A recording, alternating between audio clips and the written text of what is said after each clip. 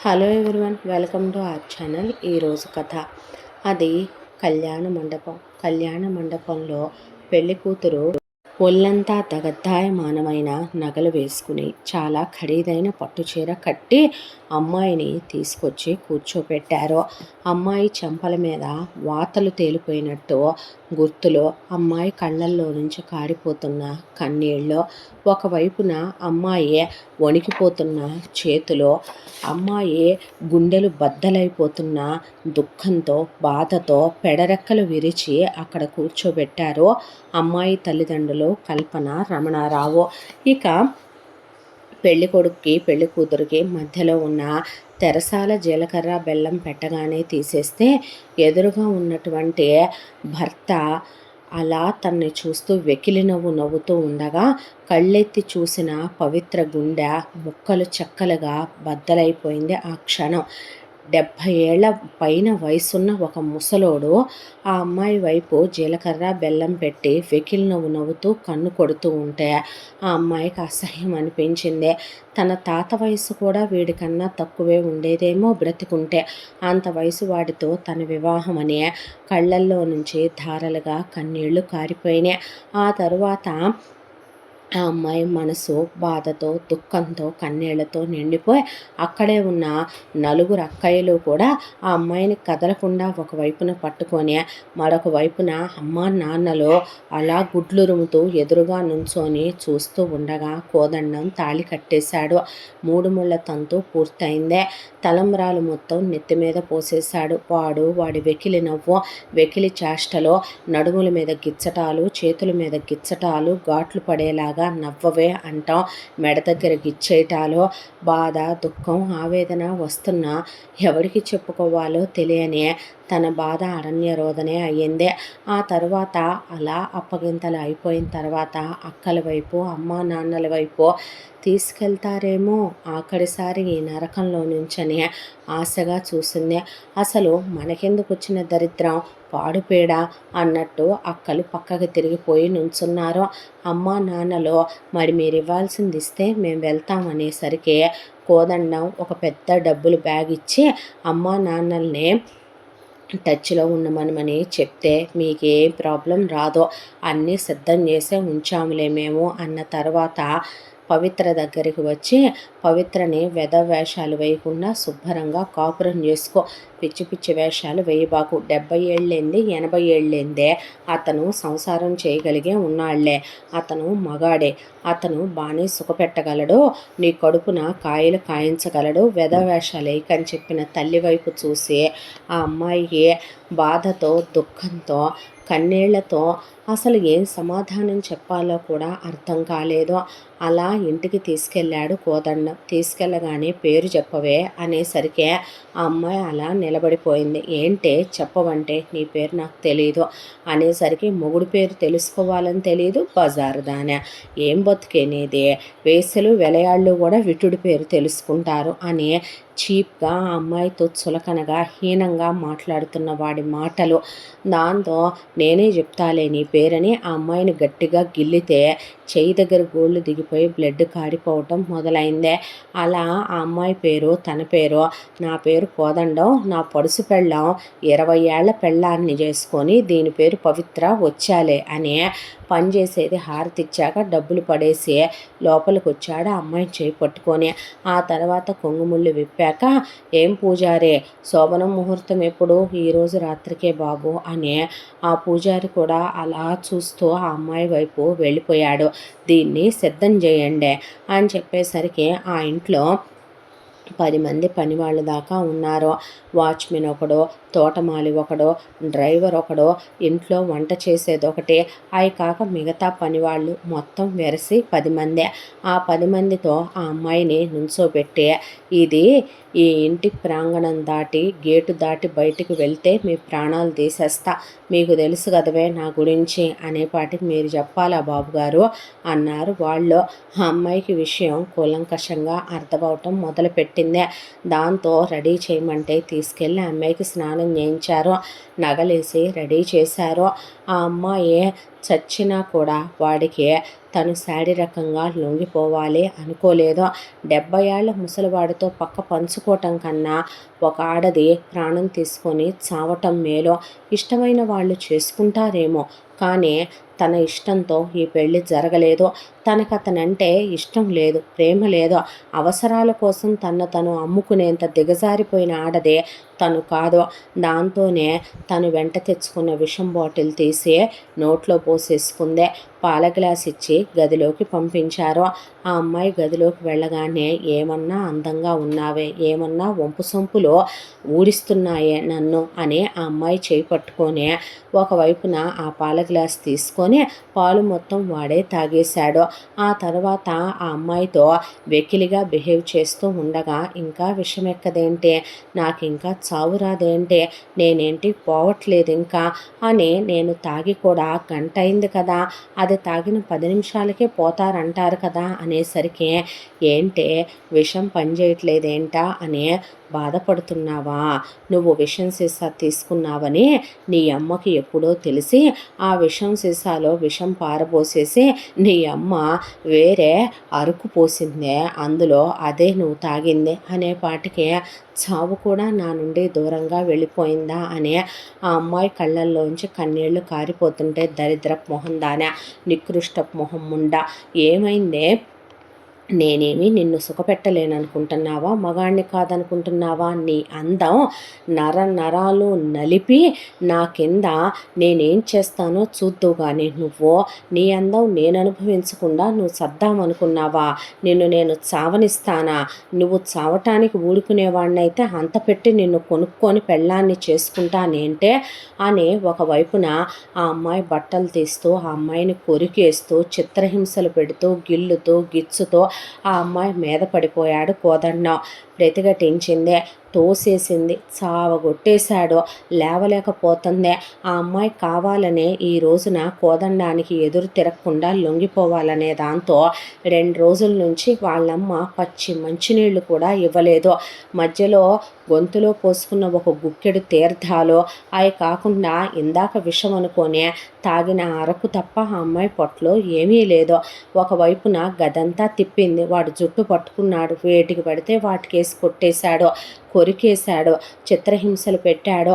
ఆ అమ్మాయి చివరికి పెనుగులాడుతూ ఎదురు తిరుగుతోందని మంచం మీద విసిరేసి కాళ్ళు చేతులు బలవంతంగా తాళ్లతో కట్టేసి బట్టలన్నీ తీసేసి ఆ అమ్మాయి మీద పడే ఆ అమ్మాయిని చిత్రహింస పెడుతూ ఆ అమ్మాయిని ఆక్రమించుకుంటూ ఆ అమ్మాయిని శరీరం అంతా కొరికేస్తూ గాయాలు చేస్తూ, వేశ్యలుంటారే, వెలయాళ్ళుంటారే, వాళ్ళకన్నా ఎక్కువ ఘోరంగా నేను నిన్ను అనుభవిస్తా, వాళ్ళకన్నా ఎక్కువ సుఖాన్ని నువ్వు నాకు ఇవ్వాలి, ఎందుకు ఇవ్వవే అని ఆ అమ్మాయి మీద పడే ఒక నీచమైనటువంటి కుక్క మన మీద పడి ఎలా విచక్షణ లేకుండా కరిచేస్తుందో, మనం దొరికితే మృగాలు ఎలా మన మీద పడి చీల్చేస్తాయో అలా అమ్మాయి శరీరం వాడికి ఆ క్షణం ఆటబొమ్మ అయిందే.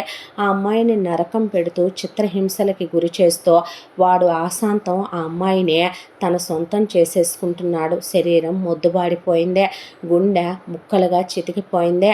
ఈ శరీరం ఇప్పుడు వీడు అనుభవించటానికి తప్ప ఎందుకు పనికిరాని ఎంగిలిస్తరాగ్గా తయారైపోయిందని కళ్ళు మూసేసుకుందే. ప్రతిఘటించే ఓపిక లేదు, శరీరంలో శక్తి లేదు. దెబ్బలు కొట్టి కొట్టి అమ్మ తిండి లేకుండా ఉంచేసరికి కళ్ళు తిరిగిపోతూ కళ్ళు మూతలు పడిపోయినాయి. కానీ ఆ కళ్ళల్లోంచి కారుతున్న కన్నీళ్ళు, ఆ కన్నీళ్లలో నుంచే తన చిన్నతనం, తన గతం, తన గౌతం, తన ప్రేమ గుర్తుకొచ్చి ఒక్కసారిగా తన మనసు గతం పొరల్లోకి వెళ్ళిపోయింది.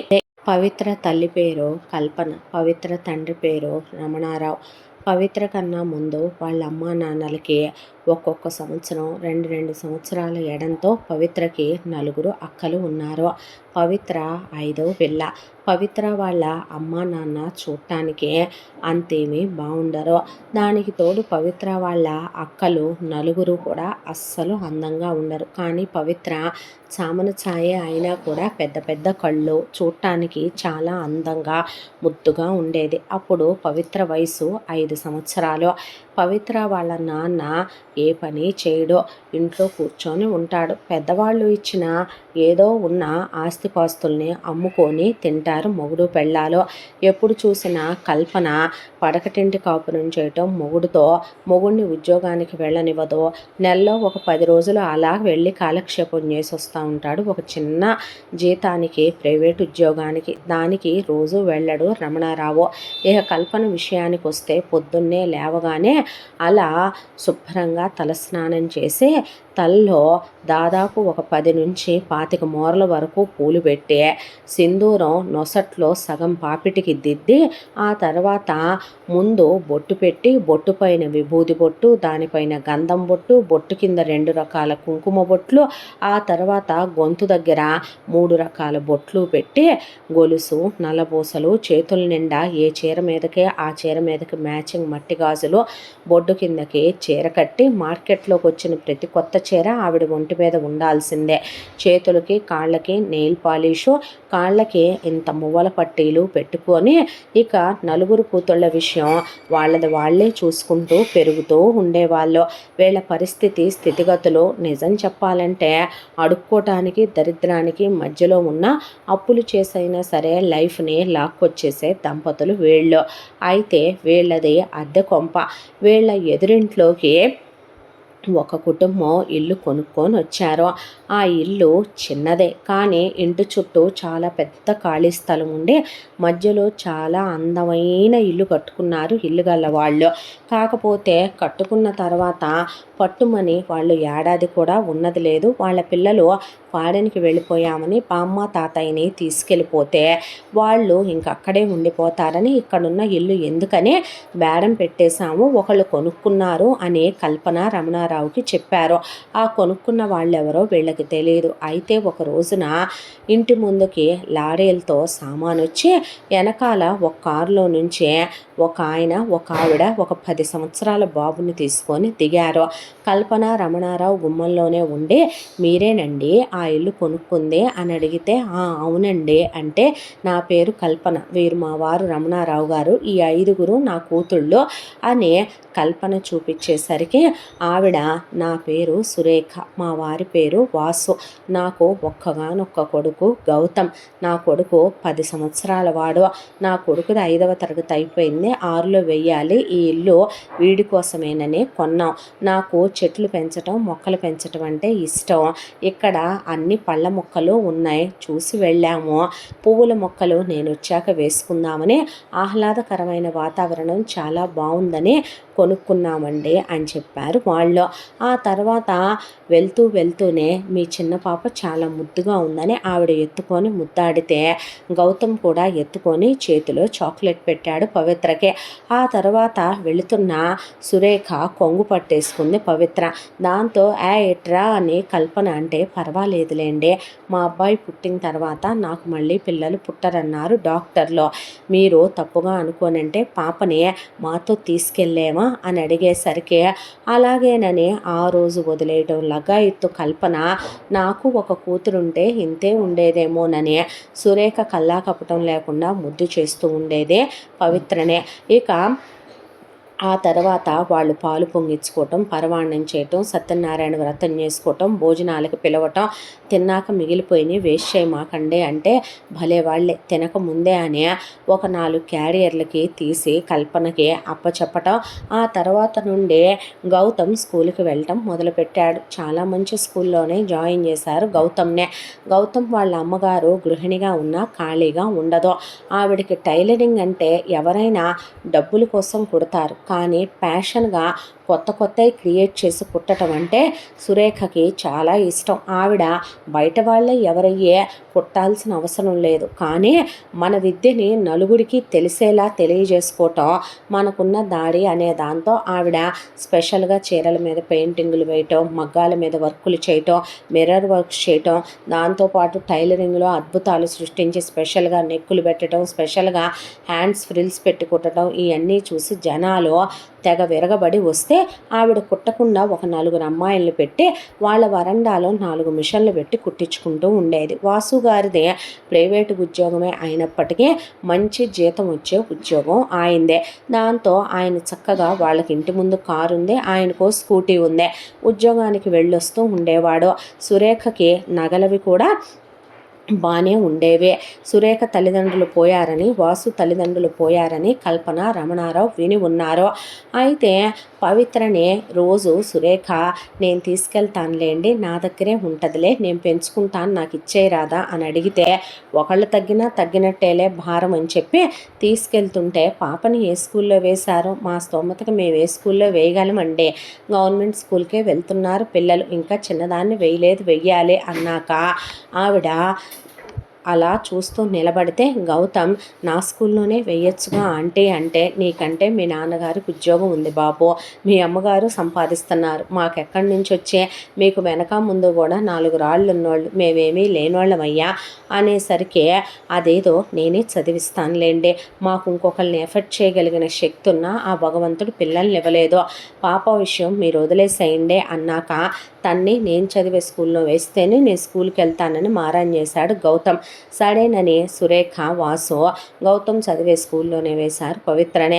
ఆవిడ పొద్దున్నే లేవగానే గౌతమ్ ముందే పవిత్ర చిన్నపిల్ల కాబట్టి బట్టలు కూడా తీసి స్నానం చేయించి చక్కగా యూనిఫామ్ వేసి పిల్ల వాష్రూమ్కి వెళ్ళినా కూడా ఆవిడే క్లీన్ చేసి ఆ తర్వాత పిల్లని చక్కగా పిలకలేసి రెడీ చేస్తే ఆయన కూడా ముద్దాడే ఇద్దరిని అత్తయ్య మామయ్య అని పిలిచేది పవిత్ర. గౌతమ్ కూడా కల్పన, రమణారావుల్ని మామయ్య అత్తయ్య అని పిలుస్తాడు. ఆ వయసు పిల్లలు చిన్నపిల్లలు వచ్చారంటే చెల్లెనో తమ్ముడనో అనుకుంటారు, కానీ గౌతమ్ ఎప్పుడు పవిత్రని చెల్లి అనుకునేవాడు కాదు. పవిత్ర అంటే చచ్చేంత ఇష్టం. తన పుస్తకాలన్నీ చించేసేది, అయినా ఏమనుకునేవాడు కాదు. రంగులు పూసేసేది, అయినా ఏమనుకునేవాడు కాదు. ఉప్పెక్కించుకొని తిప్పటం, ఆడించుకోవటం, తను తినేది ఏదైనా పవిత్రకే పెట్టడం, పవిత్రను ముద్దు పెట్టుకోవటం, తన గుండెల మీద పడుకోబెట్టుకొని ఆడించుకోవటం. చిన్నపిల్లలు అనే దాంతో అమ్మా నాన్నలు కూడా దూరం చేయకపోయినా గౌతమ్కి పవిత్ర అంటే చాలా ఇష్టం ఏర్పడిపోయింది ఆ వయసులో. ఆ తర్వాత బ్రేకులకి వెళ్ళి స్కూల్లో కూడా పవిత్రను చూడటం, లంచ్ బ్రేక్లో కూడా తీసుకొచ్చి చెట్టు కింద కూర్చోబెట్టి తనే భోజనం పెట్టడం, సాయంత్రం వచ్చాక దగ్గర కూర్చోబెట్టుకొని పవిత్రనే తనే స్నానం చేయించుతానని చేయించే తనే చదివించడం మొదలుపెట్టాడు. ఇలా కాలచక్ర ప్రవాహంలో రోజులు గడిచిపోతూ ఆ అమ్మాయి అంటే ఇష్టం, ప్రేమ, అంతకన్నా ఇంకా ఏదో చాలా చాలా ఏర్పడిపోయాయి గౌతమ్ మనసులో. ఆ అమ్మాయిని వదిలి ఉండలేనట్టు తయారైపోయాడు. తన అమ్మాయి కన్నా 5 ఏళ్ళు పెద్దోడిని అనే విషయం గుర్తు కూడా లేదు. నేను పెద్దవాడిని అయితేనేగా త్వరగా కెరియర్లో సెటిల్ అయిపోతాను, అప్పుడు దాన్ని చాలా హ్యాపీగా చూసుకుంటాను అనుకున్నాడు. ఇలా కాలచక్ర ప్రవాహంలో పీడ విరగడైపోయిందిలే, ఒక పిల్ల భారం తగ్గినట్టేనని కల్పన, రమణారావు చేతులు దులిపేసుకొని ఊరుకున్నారు. ఆ తర్వాత గౌతమ్కి 15 ఏళ్ల వయసు వచ్చిందే, పవిత్రకి 10 ఏళ్ల వయసు వచ్చిందే.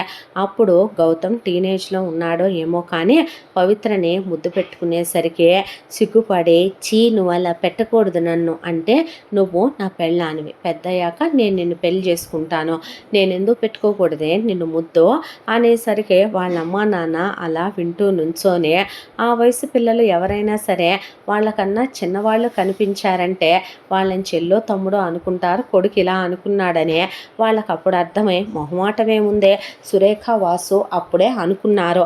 ఏమని? కల్పన, రమణారావుతో పెద్ద అయిన తర్వాత పవిత్రని మా ఇంటి కోడల్ని చేసేసుకుంటాంలే అనేపాటికి చేసుకోండి, మాకు కట్నాలు కానుకలు ఇచ్చేంత లేదులే అని నవ్వేశారు కల్పన, రమణారావు.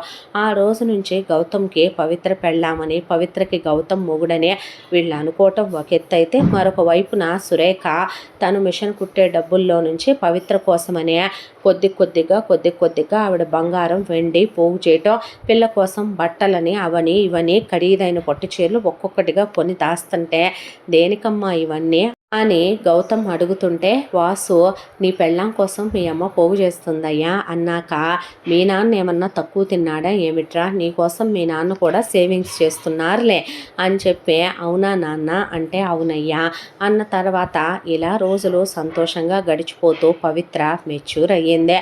మెచ్యూర్ ఫంక్షను ఓణీల ఫంక్షన్ కూడా కలిపి సురేఖ వాసు మీదకు తోసేసిందే కల్పన. వాళ్ళ కొడుకు చేసుకోబోయే పిల్లనే దాంతో వాళ్ళు భారంగా బరువుగా ఏమీ అనుకోలేదు. ఆ అమ్మాయి ప్రతి రెస్పాన్సిబిలిటీ వాళ్ళే తీసుకోవటం అలవాటు చేసేసుకున్నారు వాళ్ళు. ఎప్పుడైతే పవిత్ర పెద్ద పిల్ల అయిందో, టీనేజ్కి వచ్చిన పిల్లలకి ఆటోమేటిక్గా పెళ్ళంటే ప్రేమ అంటే ఏంటో తెలిస్తే, ఆ రోజు నుంచే గౌతమ్కి 18 సంవత్సరాలు, పవిత్రకి 13 సంవత్సరాలు ప్యూర్గా లవ్ చేసుకోవటం మొదలుపెట్టారు ఇద్దరు.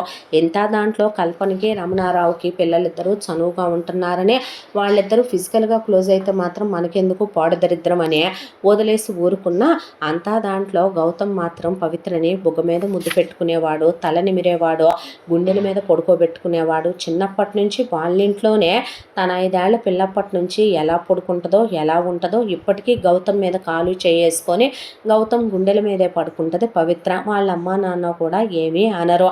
అసలు వీళ్ళేమో కల్పన రమణారావు పట్టించుకోరు. అంతా దాంట్లో పవిత్ర, నన్ను పెళ్ళి చేసుకుంటావా నువ్వు అని అడిగితే, చేసుకుంటాను బంగారం, నిన్ను చాలా హ్యాపీగా చూసుకుంటానే అని చెప్పిన తర్వాత, అవునా నన్ను నువ్వు కొట్టవుగా, నన్ను నువ్వు తిట్టవుగా అన్న తర్వాత, లేదురా అని ఆ అమ్మాయిని చాలా ప్రేమగా దగ్గరికి తీసుకునేవాడు. ఆ తర్వాత అప్పుడే గౌతమ్ది ఇంటర్ సెకండ్ ఇయర్ కూడా రాసేసి ఎగ్జామ్స్ కరెక్ట్గా ఇక నెక్స్ట్ ఇంజనీరింగ్లో జాయిన్ అవుదాం అని ఎంసెట్కి ప్రిపేర్ అవుతూ ఉండగా, ఒక రోజున సురేఖ వాసు కలిసి, వాసు వాళ్ళ స్నేహితుడు వాళ్ళదే ఇంట్లో ఏదో గృహప్రవేశం ఫంక్షన్ ఉందని చెప్పి వెళ్ళొస్తూ యాక్సిడెంట్ అయ్యి శవాలుగా తిరిగి వచ్చారు. అంతే కుప్పకూలిపోయాడు గౌతమ్. పవిత్ర వాళ్ళ శవాల మీద పడి తెగ ఏడ్చింది. చుట్టాలు బంధువులు వచ్చారు. సురేఖ వాసుల అంత్యక్రియలు అయిపోయినాయి, ధనదవస కర్మకాండలు అయిపోయినాయి. వచ్చిన చుట్టాలు మొత్తం లెక్క చూస్తే, నాన్న గౌతమ్, మీ అమ్మ నాన్నలు నీ కోసం కొన్న ఈ ఇల్లు ఇంటిదే ముందు తీసేయలే కానీ డబుల్ బెడ్రూమ్ ఇల్లే కదా, ఈ స్థలం మంచి రేటే పలుకుద్రా, అమ్మితే 50 లక్షల రూపాయల దాకా వస్తాయి. అది కాక మీ నాన్న నీ పేరు మీద చేసిన సేవింగ్స్ బ్యాంకులో ఉన్నాయి. ఈ కారు ఉంది, స్కూటీ ఉంది, ఇంట్లో సామాను ఉన్నాయి. మెమ్మ బంగారం లాకర్లో పెట్టే ఉంచింది. మెమ్మ వేసుకునే బంగారం బీరువాలో ఉన్నట్టుంది. తీసుకొని వెళ్ళిపోదాం పదరా, శుభ్రంగా మా దగ్గర పెట్టుకొని చదివిస్తాం. తర్వాత మా పిల్లల్లో ఎవరో ఒకరిని పెళ్లి చేసుకొని ఎక్కడే వస్తే ఉద్యోగం, లేదంటే ఫారెన్ వెళ్ళిపోదు కానీ అన్నారు అందరూ. అంతా దానిలో వాసుకి రమణారావు పనిచేయడని, కల్పన రమణారావుని పనికి వెళ్ళదని, పవిత్ర గురించి వీళ్ళు పట్టించుకోరని గౌతమ్కి తెలుసు. కేవలం పవిత్రను వదిలి వెళ్ళలేకే, నేను పెద్దోడిని అయ్యాను కదా, నేను ఇక్కడే ఉంటానులే అమ్మా నాన్నల జ్ఞాపకంగా, నేను ఇప్పుడే ఎక్కడికి రావాలనుకోవట్లేదు, ఇక్కడే ఉండి చదువుకుంటానులే అన్నాడు.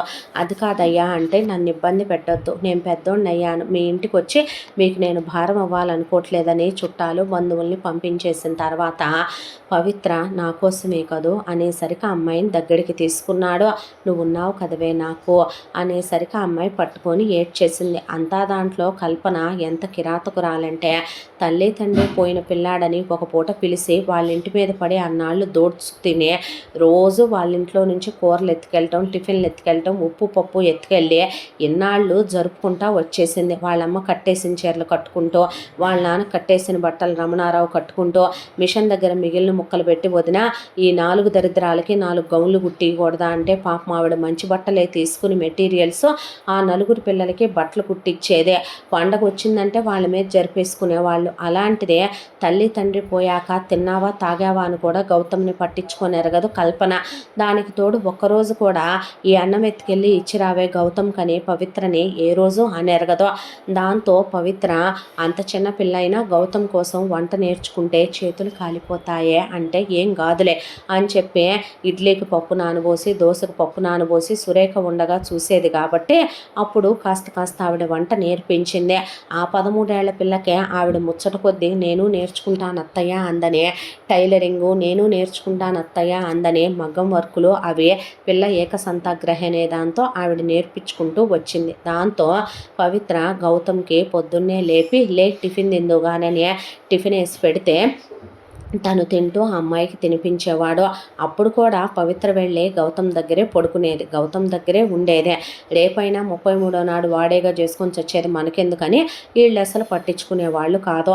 అంతా దాంట్లో గౌతమ్ ఇప్పుడు ఇంజనీరింగ్లో చేరితే డబ్బులు అనవసరంగా అమ్మా నాన్న ఇచ్చి ఖర్చు చేసినట్టుంటుందని డిగ్రీలో జాయిన్ అవుతున్నానని, డిగ్రీలో చేరితే ఇంజనీరింగ్లో చేరతానన్నావుగా అని పవిత్ర అంటే, లేదురా ఇప్పుడు నేను ఇంజనీరింగ్లో చేరే, నేను ఆ తర్వాత అప్పుడు అనుకున్నాను ఎంబీఏ చేద్దాం, బిజినెస్ పెట్టుకుందామని. కానీ ఇప్పుడు నేను అలా అనుకోవటం లేదు. నేను హ్యాపీగా చూసుకోవాలి, గవర్నమెంట్ జాబ్ కోసం రాసుకుంటాను, అందుకే డిగ్రీ పీజీ చేసుకుంటాను అన్నాడు. అని ఆ అబ్బాయికి అయితే వాళ్ళ అమ్మ నాన్న అసలు ఎడ్యుకేషన్ కోసం విడిగా ఒక బ్యాంక్ అకౌంట్లో కొంత అమౌంట్ ఆ అబ్బాయి చదువు వరకు సరిపడా ఎప్పుడూ వేసి ఉంచుకున్నారు. ఆ డబ్బులు గౌతమ్కి సరిపోతాయి. అంతా దాంట్లో పవిత్రని గౌతమ్తో పాటు అంతకుముందు చాలా పెద్ద స్కూల్లో వేశాడు వాసు.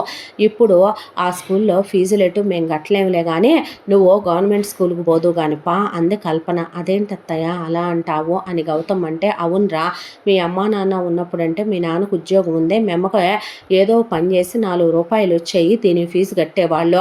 ఇప్పుడు నీ పొట్ట పోసుకోవటమే నువ్వు కష్టంగా ఉంటే మళ్ళీ దీన్ని ఎవడు చదివిస్తాడు, మేమేమైనా కట్టగలిగి ఉన్నామా ఫీజులు అంటే, నేను బతికే ఉన్నానులే అత్తయ్య, నేను కట్టుకుంటానులే, దాని బాధ్యత అప్పుడు మాదే ఇప్పుడు మాదేలే అత్తయ్య అన్న తర్వాత, కట్టుకుంటావా అయితే నీ ఇష్టం కట్టేసుకో అని వెళ్ళిపోయిందే. గౌతమ్ పార్ట్ టైం ఉద్యోగంలో చేరాడు. పవిత్ర నా కోసమే కాదు అని ఏడిస్తే, ఏడవకే ఎవరి కోసం, నా పెళ్ళాం కోసం అని చెప్పి పార్ట్ టైం ఉద్యోగం చేసి ఆ అమ్మాయికి ఆ పెద్ద స్కూల్లోనే తను ఫీజు కడుతూ ఒకవైపున డిగ్రీ కంప్లీట్ అయిపోయిందే.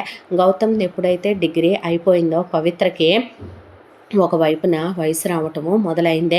పెళ్లి చేసుకుందామా అని అడిగేదే.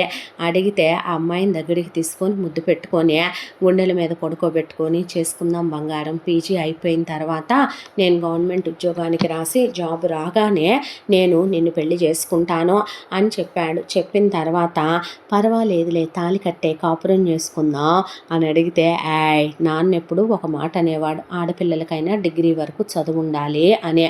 నువ్వు చదువుకోవాలి, నువ్వు ఉద్యోగం చేయాలి, నువ్వు గొప్పదాని అవ్వాలి, నేను సంతోషంగా నీ ఆనందాలన్నీ ఈ కళ్ళతో చూసుకోవాలి, ప్రోత్సహించే మొగుళ్ళు దొరకట్లేదని ఆడపిల్లలు బాధపడుతుంటే నేను ఎంత హ్యాపీగా నిన్ను చూసుకుంటాను బంగారం అంటే నీకేమైందే అని ఆ అమ్మాయికి పండక్కే అప్పుడు బట్టలు తనే కొనుక్కొచ్చేది. లిప్స్టిక్ వేసుకోమని, మేకప్ వేసుకోమని, కాజల్ పెట్టుకోమని, షాంపూ కండిషనర్లు వాడమని, నెయిల్ పాలిష్లు వాడమని, పార్లర్కి తీసుకెళ్ళి అమ్మాయికి నీట్గా హెయిర్ కట్ చేయించి ఆ అమ్మాయికి స్కిన్ ఫిట్ డ్రెస్సులు కొని ఆ అమ్మాయిని వచ్చిన ప్రతి సినిమాకి తీసుకెళ్ళే, వాళ్ళ నాన్న స్కూటీ మీద కారులో అప్పుడప్పుడు ఆ అమ్మాయిని ట్రిప్పులకి తీసుకెళ్ళి, మా కాలేజ్లో అమ్మాయిలు అబ్బాయిలు తెలుసా వాళ్ళు లిప్ లాకులు పెట్టుకుంటున్నారు, హోటల్ రూములకి వెళ్తున్నారు, క్లోజ్ అవుతున్నారు, వాళ్ళ అమ్మా నాన్నలు వీళ్ళ అమ్మా నాన్నలు లేనప్పుడు ఒకళ్ళకి ఒకళ్ళు వెళ్ళి ఫిజికల్ అవుతున్నారు అంటే చీ అనేది పవిత్ర.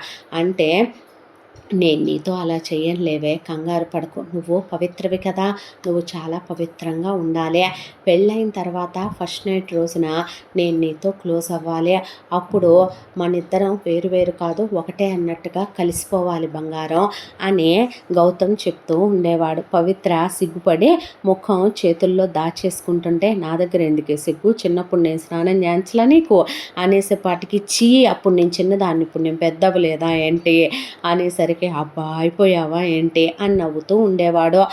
ఎంత దాంట్లో కూడా ఆ అబ్బాయి పీజీ చేయటం కూడా అయిపోయిందే. అప్పుడు కరెక్ట్గా ఇక పవిత్ర డిగ్రీకి వచ్చేసింది. పెళ్లి చేసుకోవచ్చుగా, ఇప్పుడైనా కాపురం పెట్టేసుకుందాంగా, అమ్మా నాన్నలు కాదనరుగా అన్న తర్వాత, అలా కాదు నేను ఎగ్జామ్కి రాసి ఉద్యోగం రాగానే పెళ్లి చేసేసుకుందాం అని ఫస్ట్ అటెంప్ట్ రాశాడు. రాసిన ఆ అబ్బాయికి పోయిందే. పోయేసరికి ఏడ్చింది కూర్చొని. పవిత్ర ఎందుకు ఏడుస్తావంటే, నా గురించేగా, నువ్వు ఒకవైపున పార్ట్ టైం చేస్తూ మరొక వైపున చదవటం అంటే అయ్యే పనా అనేసరికి, నేను మానేస్తానులే, డిగ్రీ వద్దు పాడు వద్దు, ఇప్పుడు నేను చదవకపోతే ఏం కొంపలారిపోలా, నువ్వు నీ కళ నెరవేర్చుకోవాలి, ఇలాగే ఉండిపోకూడదు అన్న తర్వాత, పిచ్చి మాటలు మాట్లాడుకో అని వాళ్ళమ్మ నాన్న తనకి సేవింగ్స్లో వేసిన డబ్బుల్లో నుంచి కొంత తీసి ముందు పవిత్రకి ఫైనల్ ఇయర్ ఫీజు కూడా కట్టేసి ఇప్పుడు నువ్వు ప్రశాంతంగా చదువుకోమని ఇక నిద్రాహారాలు మాని తను గ్రూప్స్కి ప్రిపేర్ అవుతూ కూర్చున్నాడు చదవాలని చెప్పి. అలా ఏమంటా కూర్చున్నాడో తనకు తానే రివిజన్స్ చేసుకుని తనకు తానే ఒకవైపున ఎగ్జామ్స్ లాగా పెట్టుకుని కింద పడి మీద పడి ఈసారి నేను ఫెయిల్ అవ్వనురా, పాస్ అయిపోతాను అన్నాడు. పాస్ అయిపోతానన్న తర్వాత అప్పుడు పవిత్రకి 20 ఏళ్ల వయసు, గౌతమ్కి 25 ఏళ్ల వయసు. అదేదో నువ్వు వెళ్ళబోయే ముందే ఎగ్జామ్కి అమ్మా నాన్నలతో మాట్లాడొచ్చుగా, నువ్వు రాగానే ఎగ్జామ్ రాసి వచ్చావంటే నీకు రాక ఇంకెవడికి వచ్చుద్దా ఉద్యోగం, నీకు ఉద్యోగం వచ్చేస్తుందే, వెంటనే పెళ్లి చేసేసుకుందాంగా అని అడిగింది పవిత్ర. అడిగిన తర్వాత నిజమే, ఇప్పుడు తనకి 25 సంవత్సరాల వయసు, పవిత్రకి 20 వచ్చేసాయి. ఈ సంవత్సరంతో దాని డిగ్రీ కూడా కంప్లీట్ అయిపోద్ది. ఆ తర్వాత పెళ్లి చేసేసుకొని తను పీజీ చేయించుకొని ఆ తర్వాత గవర్నమెంట్ ఎగ్జామ్కి ఒక 2-3 అటెంప్ట్స్ రాయించితే ఏదో ఒక అటెంప్ట్ తగలకపోదో ఆ తర్వాత తనకంటూ కూడా తన కాళ్ళ మీద తను ఆధారపడగలిగిన శక్తిని ఇచ్చిన భర్త అవుతాడు తను.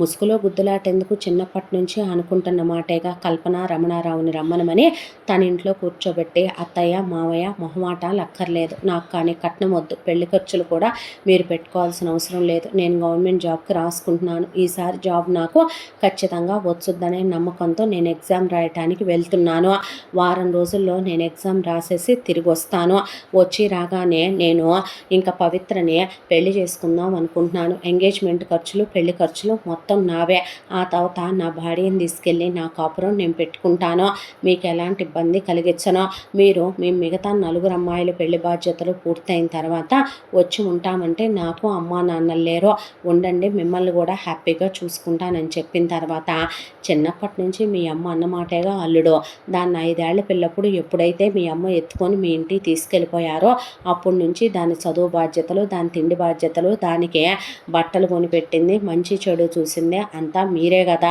నీకన్నా మంచి మొగుడు ఎవడొస్తాడు దానికి, అయినా ఇన్నాళ్ళ నుంచి మీరు క్లోజ్గా ఉంటున్నారని మాకు తెలిసినా మేము ఊరుకుంది ఎందుకు, రేపైనా మీ ఇద్దరు పెళ్లి చేసుకుంటారనేగా, అలాగే చేసుకో, ఉద్యోగం నీకు రాక ఎవరికి వచ్చుద్దే, నువ్వు ఎలా చదువుతావో మాకు తెలియదా, దాని బరువు భారమైనా మాకు తగ్గింది అనుకుంటాములే, చేసేసుకో అని చెప్పారు. చెప్పిన తర్వాత ఆ అమ్మాయిని ముద్దు పెట్టుకొని దగ్గరికి తీసుకొని మరి నేను వెళ్ళి ఎగ్జామ్ రాసిరానా అంటే ఉండమని గుడికి తీసుకెళ్ళి ఆ తర్వాత గుళ్ళో అబ్బాయి పేరు మీద అర్చన చేయించి ఈసారి ఖచ్చితంగా నీకు జాబ్ వస్తుంది, నువ్వు సంతోషంగా రావాలి, ఈ జాబు నువ్వు హ్యాపీగా చేస్తూ మనం సంతోషంగా ఉండాలని హారతి తీసుకుంటుండగా దీపం ఆరిపోయింది. పూజారి గారు ఒక్కసారి అలా చూసేసరికి ఇలాంటివన్నీ ఏముందిలేండి గాలి కారిపోయి ఉంటుంది అని అలా దిగుతూ ఉండగా గౌతమ్కి ఎదురు దెబ్బ తగిలింది, మెట్టు దెబ్బ తగిలేపాటికి మెట్ల నిండా రక్తం గారిపోయింది. పూజారి గారు బాబు ఆగరాదయ్యా అనేసరికి నువ్వు వెళ్ళకూడదనేదో దేవుడు చెప్తున్నట్టు అనిపిస్తోంది, ఉండరాదు బాబు అనేసరికి ఇలాంటి సెంటిమెంట్లన్నీ నమ్మకూడదు పూజారి గారు, నా లైఫ్ అంబిషన్ అండి జాబ్ అనేది అన్న తర్వాత ఆయన పెద్దోడుగా ఎందుకో అలా చూస్తూ ఉండగా అప్పుడే ఎవరో ఒకళ్ళు పూజ కోసం అని చెప్పి పసుపు కుంకాలు తీసుకొస్తూ ఉండగా ఆ పసుపు కుంకాలు గౌతమ్ మీద పడిపోయినాయి. దాంతో పూజారి గారు బాబు నేను చెప్తే వినయ్యా ఒక్కసారి నువ్వు అంటే అయ్యో పూజారి గారు అనుకుంటూనే గౌతమ్ అక్కడి నుంచి ఇంటికి వచ్చిన తర్వాత స్నానం చేసి కాలికి ఫస్ట్ ఎయిడ్ చేయించుకొని కట్టుకున్నాక పవిత్ర జాగ్రత్త అని చెప్పింది. నేను జాగ్రత్తగానే ఉంటానులే కానీ నువ్వు జాగ్రత్త బంగారం అని ముద్దు పెట్టుకొని ఎగ్జామ్ రాయటం కోసం అన్నీ తీసుకొని తను వేరే ఊర్లో ఎగ్జామ్ రాయాలి, బయలుదేరి వీళ్ళ అమ్మా నాన్నలకు కూడా చెప్పి వెళ్ళిరా అల్లుడు అన్నాక ఆ అబ్బాయి బయలుదేరి వెళ్ళిపోయాడు. గౌతమ్ తిరిగి రాగానే పెళ్ళి అన్నాడనే దాంతో ఇల్లంతా ఈ మధ్య గౌతమ్ చదువుకోవటం తన కాలేజ్కి వెళ్ళటం దాంతో చిందరవందరగా ఉంది. అమ్మ నేను వెళ్ళి ఇల్లు దులుపుకుంటాను, మా ఇల్లు అంటే వెళ్ళి చేసుకో, మీ ఇంటి విషయాలు నాకెందుకు అంద కల్పన అనేసరికి పవిత్ర వెళ్ళి శుభ్రంగా ఇల్లు దులుపుకుంటూ చిన్నప్పటి నుంచి గౌతమ్ తనయే దాచుకున్న జ్ఞాపకాలన్నీ ఒక బాక్స్లో పెట్టుకుంటాడు. తను ఫస్ట్ కనిపించినప్పుడు ఉన్న చిన్నప్పటి ఫోటోల దగ్గర నుంచి అవన్నీ చూసి నవ్వుకుంటూ మొగుడు అయిపోతున్నావా, మొగుడు పెళ్ళాలం అయిపోతున్నావా అని గౌతమ్ ఫోటోకి ముద్దు పెట్టుకొని చనిపోయిన గౌతమ్ తల్లిదండ్రుల ఫోటోల వైపు చూసి మీరు లేరు కదో కానీ మీరెక్కడున్నా మాతోనే ఉంటారు అత్తయ్య, మీరెప్పుడు మాతోనే ఉండాలి ఉంటారు కూడాను, మమ్మల్ని వదిలిపెట్టి మీరెక్కడికి వెళ్ళర్లే అని అలా నీట్గా ఫోటోలు తుడిచి పెట్టి ఆ అమ్మాయి బయటికి వెళ్ళబోతుండగా వసారా దులుపుదామని ఒక్కసారిగా సురేఖ వాసు కలిపి ఉన్న ఫోటో భళ్ళున కింద పడి పగిలిపోయింది. అయ్యయ్యో అని తీస్తూ ఉండగా చేతిలో గాజు పెంకు దిగి రక్తం కారటం మొదలైంది. ఏంటి నేను నీట్గా తుడిచిపెట్టానే, మేకు కూడా గట్టిగానే ఉందే, ఎలా పడిపోయింది ఫోటో అని చెప్పి ఫోటో తీసి పక్కన పెట్టి ఆ గాజు పెంకులన్నీ ఎత్తి బయట పోసి సరేలేమని చెప్పి చేతికి బ్యాండేడ్ వేసుకొని అప్పుడే ఫోన్ చేస్తే గౌతమ్ ఏమైందంటే ఇలా జరిగిందంటే అసలు నిన్ను ఎవరు చేయమన్నారు, అవన్నీ వచ్చాక నేను చేసుకుంటాను వదిలే అంటే, అయ్య బాబోయ్ మరీ పెళ్ళామంటే ఇంత పిచ్చి ప్రేమ పెంచేసుకోకూడదు, అంటే పిచ్చి మాటలు మాట్లాడుకో, నీకు చిన్న బాధ కలిగినా కూడా నేను తట్టుకోలేను, నీ కంట్లో నుంచి ఒక్క కన్నీటి చుక్క కూడా రాకూడదనే కాదు ఇప్పుడు దాకా నిన్ను అపురూపంగా చూసుకుంటూ వచ్చింది నీ చేత పాచి పనులు చేయించడానికి అనుకుంటున్నావా, పిచ్చి పనులు చేసావంటే ఊరుకోను అనేసరికి సర్లే అయిపోయింది, ఇంక కొంచెం వసారా దులిపేసి ఇక చెయ్యనులే, నువ్వు వచ్చిందాక మన ఇంట్లోనే ఉంటానన్నాక సరే నీకోసమని నేను స్నాక్స్ పెట్టాను, నీకోసమని ఫ్రిడ్జ్ నిండా ఎగ్జాటిక్ ఫ్రూట్స్ తీసుకొచ్చి పెట్టాను, నీకోసమని లోపల బట్టలు అవన్నీ ఐరన్ చేసే ఉన్నాయి, నువ్వు పిచ్చి పనులు ఏమీ చేయొద్దు, హౌస్ క్లీనింగ్ వాళ్ళకి ఇస్తే వచ్చి క్లీన్ చేసి వెళ్తారు, పిచ్చి పనులు చేస్తే ఊరుకోనని చెప్పి ఆల్ ద బెస్ట్ చెప్పింది. చెప్పిన తర్వాత థ్యాంక్ యూ అని చెప్పి నేను ఎగ్జామ్ అయిన తర్వాత నీకు కాల్ చేస్తానులే అని చెప్పి లోపలికి వెళ్ళేటప్పుడు కూడా ఫోన్ చేశాడు గౌతమ్. ఈలోపు కల్పన రమణారావుల ఇంటి దగ్గరికి కోదండం వచ్చాడు. అసలు వీళ్ళు ఇంతవరకు సీరియస్గా తీసుకునే విషయం ఏంటంటే రమణారావు పరమ పోరంబోకల చెత్త వెధవ, వాడు ఎన్నో సంవత్సరాలుగా ఉద్యోగం సద్యోగం మానేసి అప్పులు చేసి తినటం మొదలుపెట్టే ఉన్న ఆస్తంతా పెద్దలు ఇచ్చింది కరిగిపోయిన తర్వాత ఇంట్లో ఉన్న నగలన్నీ అయిపోయిన తర్వాత ఎన్నాళ్ళు కల్పన ఒంటి మీద 1 గ్రామ్ గోల్డ్ జ్యువెలరీ వేసుకొని ఇక షో ఆఫ్ చేస్తూ మరొక వైపున రమణారావు అప్పులు చేసుకొస్తూ నెట్టుకొచ్చారు కాలాన్నే.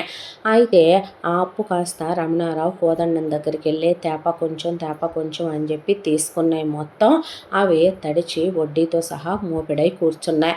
రమణారావుకి కోదండం ఫోన్ చేస్తే ఫోన్ ఎత్తకపోవటం, దానికి తోడు కోదండం మనుషుల్ని పంపించినప్పుడు రమణారావు కల్పన ఇంట్లో తక్కువని కూతుళ్లతో లేమని చెప్పించడం, ఇంటికి తాళాలు వేసుకోవటం ఇలా చేస్తున్నారని డైరెక్ట్గా కారు వేసుకొని ఆ రోజు కోదండమే వీళ్ళింటి దగ్గరకు వచ్చాడు. వచ్చేసరికి దొరికిపోయారు రెడ్ హ్యాండెడ్గా రమణారావు కల్పన. దాంతో పడేసి తుక్కు కింద ఉతికిన తర్వాత, ఏరా నేను ఎలాంటి వాడినో తెలుసా, నా గురించి ఏం తెలుసురా మీకు, అల్లాటప్ప వెదవని అనుకుంటున్నారా, కోట్ల రూపాయల ఆస్తులు నేను సంపాదించిందే, నా గురించి వినే ఉంటావుగా తెలిసే ఉంటావుగా అనేసరికి కోదండం క్యారెక్టర్ ఏంటనేది కల్పనకి రమణారావుకి ఇద్దరికీ తెలిసే వాడితో పెట్టుకున్నారు. కోదండం విషయానికి వస్తే కోదండం వయసు ఇప్పుడు 70 సంవత్సరాలు. కోదండం భార్య 10 సంవత్సరాల క్రితమే చనిపోయింది. కోదండానికి 3 కూతుళ్ళు 2 కొడుకులు. ఆవిడ ఉన్నన్నాళ్ళు కోదండానికి విపరీతమైనటువంటి ఉంపుడు గత్తెలతో తిరిగే స్త్రీలోలుడు, పరమ నీచుడు, కామాంధుడు. ఇక ఇంట్లో ఉన్న పని వాళ్ళందరినీ గదిలోకి రమ్మనగానే వెళ్ళి కోదండం ఇచ్చే డబ్బుల కోసం వాళ్ళు ఒళ్ళమ్ముకుంటూ ఉంటారు. ఆవిడ్ని బ్రతికున్నన్నాళ్ళు భార్యని వేధించి చిత్రహింసలు పెట్టి వావి వరుసలు లేకుండా కూతుళ్లతో కూడా తప్పుగా ప్రవర్తించాలనుకుంటే ఆవిడ రెక్కల మాటను దాచుకొని పిల్లల్ని జాగ్రత్త అమ్మా, నేను ఉన్నా పోయినా వీడు నన్ను పెట్టే ఈ పడగదిలో నరకానికి ఎన్నాళ్ళు నేను బ్రతకటమే ఎక్కువ విషయం అని ఆవిడ ఒళ్ళంతా గాయాలు, ఎప్పుడు చూసినా ఆవిడకి బ్లీడింగ్ అవుతూనే ఉండేదే. అందరు మగాళ్ళు పెళ్ళాలతో కాపురాలు చేస్తారు, కోదండం ఆడవాళ్ళని నరకం పెట్టి వాళ్ళు అలా దుఃఖంతో ఉండి వాళ్ళు ఏడుస్తున్నప్పుడు భరించలేనంత బాధ కలిగించి వాళ్ళకి చెప్పుకోరాని ప్రదేశాల్లో వాళ్ళని సిగరెట్లతో కాల్చటం, వాళ్ళని చాలా అసభ్యంగా నరకానికి గురి చేయటం, వాళ్ళలా బాధతో ఏడుస్తున్నప్పుడు వాళ్ళతో శారీరకంగా కలవటం, దాంతో ఆనందాన్ని పొందుతూ ఉండేవాడు కోదండం. ఈ నరకాలు తట్టుకోలేని కోదండం భార్య కూతుళ్ళ ముగ్గురికే కొడుకులిద్దరికీ పెళ్లి చేసి ఆవిడ చనిపోయింది. ఆ తర్వాత కూతుళ్ళు కోడళ్ళు ఇంట్లోనే ఉంటే వెనక నుంచి వెళ్ళి కోడళ్ళ నడుం గిల్లటం, కోడళ్ళు స్నానం చేస్తుంటే బాత్రూముల్లోకి చండాలంగా పైన నుంచే వెంటిలేషన్ వెళ్ళే హోల్స్లో నుంచి వాళ్ళని చూడటం, కొడుకు కోడళ్ళు బెడ్రూముల్లో ఉంటే వాళ్ళని వాడితో 2-3 సార్లుగా కలుస్తున్నావు, నేను ఇస్తా సుఖం మిగతా సార్లు రమ్మంటాం. ఇవన్నీ వాళ్ళ కొడుకులతో అల్లుళ్ళతో చెప్పేసేసరికి వీడి పేరు మీద ఉన్న ఆస్తికో దండం వీడికో దండం అనుకొని మేము అబ్రాడ్ వెళ్ళిపోదాం అనుకుంటున్నాం మామయ్య, వెళ్ళిపోదాం అనుకుంటున్నాం నాన్న అని చెప్పి ఇక ఆస్తి మొత్తం నేను పెట్టను అన్నాడు. 100 కోట్ల రూపాయల ఆస్తులు ఉన్నాయి కోదండానికి, నువ్వు ఇచ్చినంతే ఇవ్వాలనుకున్నంతే ఇవ్వు నాన్న, ఇవ్వు మావయ్య అని చెప్పి అల్లుళ్ళు కొడుకులు ఇచ్చినంత తీసుకొని వీడికో దండం పెట్టి ఇలాంటి నీచపు వెధవకి పుట్టడమే మేము చేసుకున్న మహాపాపం అనే తల్లి ఒక్కదాని ఫోటోని 5 కాపీలు చేయించుకొని వాళ్ళు విదేశాలకు వెళ్ళిపోయి అక్కడ ఉద్యోగాలు చేసుకుంటూనైనా మొగుడు పెళ్ళాం పిల్లలతో బతుకుతున్నారు. కానీ ఇక్కడ వీడి చేతిలో నలిగిపోకూడదని వాళ్ళు వెళ్ళిపోయి 10 ఏళ్ళు అయిపోయి వాళ్ళు వెనక్కి తిరిగి కూడా చూడట్లేదు కోదండాన్నే. ఇక కోదండం ఉంపుడు గత్తెలతో తిరగటం అంటే వేశ్యలు కూడా ఒక మగవాడు వాళ్లతో సున్నితంగా ప్రవర్తించాలనుకుంటారో, హార్డ్గా బిహేవ్ చేస్తే వాళ్ళు కూడా చెప్పు తీసుకు కొడతారు. అలాంటిది వేసలకి ఎక్కువ డబ్బులు పడేసి వాళ్ళని చెప్పాలంటే ఎంత నీచమైన పద్ధతిలో అనుభవిస్తాడంటే వాళ్ళని కట్టేయటాలు, కొట్టటాలు, వాళ్ళని వాతలు పెట్టటాలు, చిత్రహింసలు పెట్టటాలు. అలా ఒకసారి వచ్చిన వేసే రెండోసారి వచ్చేది కాదు కోదండం దగ్గరికి. ఊళ్ళో ఉన్న వేసే వాటికలన్నీ అయిపోయినాయి. డబ్బున్న చాలా ఖరీదైన వేసలతో తిరగటం అయిపోయిందే. దానికి తోడు ఇంట్లో ఉన్న పని వాళ్ళందరి మీద ఎవరి మీద కోదండం కన్ను పడితే వాళ్ళు వచ్చి కోదండాన్ని సుఖపెట్టాల్సిందే. కోదండానికి డబ్బు ఉంది, ఇల్లీగల్ వ్యాపారాలు, ఒకవైపున గోల్డ్ బిస్కెట్లని, నోట్లు మార్చటం అనే ఇలాంటి ఎన్నో చేస్తూ ఉంటాడు. పెద్ద పెద్ద వాళ్ళతో డీలింగ్స్ ఉంటాయి, పోలీసులు గుప్పెట్లో ఉంటారు. దానికి తోడు ధనబలం ఉంది, పలుకుబడి ఉంది. దాంతో కోదండాన్ని ఎవరు ఏమీ చేయలేరు. ఇంట్లో ఉన్న పని వాళ్ళంతా కోదండం మనుషులు. ఇంట్లో కోదండం సీసీ కెమెరాలు పెట్టించడు. ఎందుకంటే ఇంట్లో వావి వరుస లేకుండా 11 ఏళ్ల పిల్ల దగ్గర మొదలుపెట్టి 60 ఏళ్ల ముసలావిడ వరకు అయినా సరే వీడి కన్నుపడి వీడికి నచ్చారంటే వాళ్ళని కిడ్నాపులు చేయించి తెప్పించి వీడు వాళ్ళని ఇంట్లోనే పడేసి రేప్ చేస్తూ ఉంటాడు. అది హాలా, వంటగద, బాత్రూమా, బాల్కనీయా, పూజ గద, కిచెనా అని ఎక్కడనేది కూడా ఆలోచించుకొని పరమ నీచపు వెధవ అలాంటి వాడితో పెట్టుకొని రమణారావు గారు అప్పు చేశాడు. వాడు ఇక్కడికి వచ్చేసరికి అయ్యా అయ్యగారు మీ కాళ్ళు పట్టుకుంటున్నామయ్యా, మేము కట్టలేం బాబు, మా దగ్గర ఇప్పుడు కట్టేంత డబ్బులు లేవు, ఒక 10 సంవత్సరాల్లో తేప కొంచెం కట్టుకుంటామని 5 ఆడపిల్లల తండ్రినయ్యా నేనంటే ఆడపిల్లలా అని కామంతో ఉన్న కోదండం ఏరురాని కూతుళ్ళు అని అడిగేపాటికి అప్పటికే కల్పన వైపు అదోలా చూస్తూ కల్పన నడుంగిల్లే కల్పనకి కన్ను కొట్టాడు కోదండం. కొట్టేపాటికి చీ లే అంది కల్పన. అనేసరికి 5 పిల్లల్ని కన్నా పెటపెటలాడిపోతున్నావు, నీ అందం ఏం తగ్గలేదు, ఏర్రా నీ కూతుళ్ళు అనేపాటికి చూపిస్తే కోదండం 4 కూతుళ్ళు చూడటానికి చండాలంగా ఉంటారైతే నా దగ్గర పనిచేసే పనివాటి దగ్గర పనిచేసే వాటికన్నా ఘోరంగా ఉన్నాయి కదరా నీ 4 కూతుళ్ళు, 5వదేది అనేసరికి అప్పుడే గౌతమ్ వాళ్ళ ఇంటి వసారా దులుపుతూ ఎదురుగా పవిత్ర నడుంకి చున్నీ కట్టుకొని దులుపుతూ ఉండటం చూసేసరికి ఆ అమ్మాయిని ఏది అదేనా అన్నాడు కోదండం. అనేసరికి ఎంతరా దాని వయసు అంటే 20 ఏళ్ళు అనేపాటికి పిలువు దాన్ని అనేపాటికి పవిత్ర అని పిలిచేసరికి ఆ అమ్మాయి చూడటానికి ఉన్న అందం వంపు సొంపులు, దానికి తోడు గౌతమ్ ఆ అమ్మాయికి లిప్స్టిక్ వేయించి మేకప్ వేయించి ఆ అమ్మాయి హెయిర్ కట్ చేయించుకొని చూడటానికి చాలా అందంగా ఉంటుంది. పెదవి పైన పుట్టుమచ్చ ఉండే. నిజం చెప్పాలంటే అందమైన ఆడవాళ్ళందరూ రంగుండాల్సిన అవసరం ఏమీ లేదు, dusky girls are very hot అన్నట్టు ఆ అమ్మాయి డస్కీగా ఉన్న చాలా అందంగా ఉండేపాటికి వీడి కన్ను ఆ అమ్మాయి మీద పడిన తర్వాత మీ ఇద్దరితో నేను మాట్లాడాలి అన్నాడు. అనేసరికి పవిత్ర నమస్కారం అండి అని చెప్పిన తర్వాత ఆ అమ్మాయి వైపు చూసి పెదవి కొరికేసి ఆ అమ్మాయి బాడీ అంతా పైన నుంచి కిందకి స్కానింగ్ చేసుకుంటూ పోయి పని చేసుకోపో అనేసరికి తాత వయసు అంత ఉన్నాడు కదా పోవే అన్న మనవరాలను అన్నాడు అనుకున్నట్టు అమ్మాయి తప్పు అనుకోకుండా వెళ్ళి గౌతమ్ వాళ్ళ ఇల్లు క్లీన్ చేసుకోవటంలో మునిగిపోయిందే.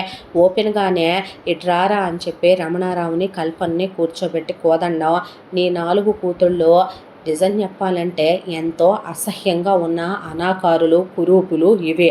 వీటి మీద నాకు మనసు లేదు, మోజు లేదు. నాతో పక్క పంచుకునే ఆడది కూడా అందంగా ఉండాలనుకునే మగాడిని నేను. నా వయసు 70, నీకు తెలుసు. నాకు నీ 5వ కూతురు పవిత్రనిచ్చి పెళ్లి చెయ్యే. నువ్వు నా దగ్గర చేసిన అప్పు 25 లక్షలు, వడ్డీతో సహా అది అయ్యిందే 75 లక్షలు. ఇప్పుడు నువ్వు ఆ అప్పు ఎలాగూ కట్టలేవు. కాబట్టి నేను నీ పెళ్ళాన్ని ఎప్పుడు పంపించమన్నా కూడా నా దగ్గరికి పంపించాలి. అది రెండో విషయం, నువ్వు గుర్తుపెట్టుకో. నాకు నీ పెళ్ళాం మీద కూడా మోజుంది. కాకపోతే దీన్ని ఇప్పుడే కాదు, అర్థమైందా నీకు అనేసరికి రమణారావు ఏమీ మాట్లాడలేదు. అంతా దాంట్లో అదే సిచ్యువేషన్లో ఇంకొకళ్ళు ఉంటే అలా మాట్లాడుతున్న కోదండం, ఎంత పేదరికంలో ఉన్నోళ్ళైనా మీ ఇంట్లో ఆడోళ్ళని అలా చేస్తా ఇలా చేస్తా అన్నప్పుడు తలకాయలు నరికేసి జైళ్ళకి వెళ్ళి వచ్చి ఉన్నోళ్ళు కూడా ఉన్నారు. కానీ రమణారావు ఎలాంటి వాడో మనకిక్కడే అర్థమవుతుంది.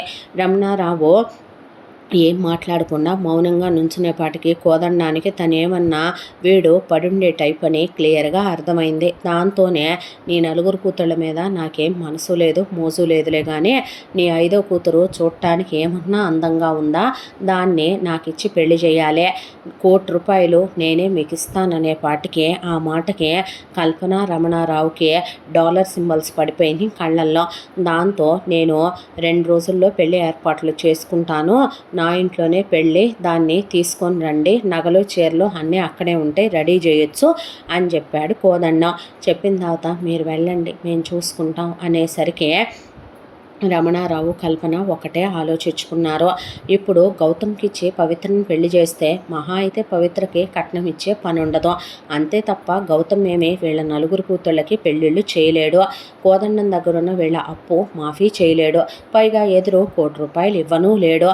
కాబట్టి బాక్సాఫీస్ బొనంజాలాగా దొరికాడు కోదండం అనే దాంతో ముందు వీళ్ళు పవిత్రని రమ్మనమని పిలిచారు. ఎందుకు, నేను మా ఇంట్లోనే ఉంటానులే అంటే, ఇది మాత్రం నీ ఇల్లు కాదా ఏందే, మేం మాత్రం నీ అమ్మా నాన్నలం కాదా ఏంటి అని చెప్పిన తర్వాత సరేనని పవిత్ర వచ్చింది. వచ్చిన తర్వాత పవిత్ర దగ్గర నుంచి ఏదమ్మా ఒకసారి ఫోన్ ఇవ్వు, నాన్న ఫోన్ సిగ్నల్ రావట్లేదంట అని ఫోన్ తీసుకొని గౌతమ్కి ఫోన్ చేసి, మేము ఊరు వెళ్తున్నామయ్యా, మొక్కుబడి ఉంది, మేము రావటానికి ఓ 3-4 రోజులు పట్టుద్ది, నువ్వు వచ్చేసరికి వస్తాంలే, ఫోన్ సిగ్నల్స్ లేవని కంగారు పడమాకు, స్విచ్ ఆఫ్ వచ్చిందని అని, ఎక్కడ గౌతమ్ వస్తాడో అడ్డం పడిపోతాడో అని చెప్పి ముందే చెప్తే, నా ఎగ్జామ్స్కి ఇంకా 6 రోజులు ఉందలే మావయ్య, అయిన తర్వాత వస్తానని ఆ రోజు పవిత్రతో ఆఖరిసారి మాట్లాడటమే గౌతమ్. ఆ తర్వాత ఫోన్ తీసేసుకొని స్విచ్ ఆఫ్ చేసేసి రమణారావు దగ్గర పెట్టుకున్నాడు.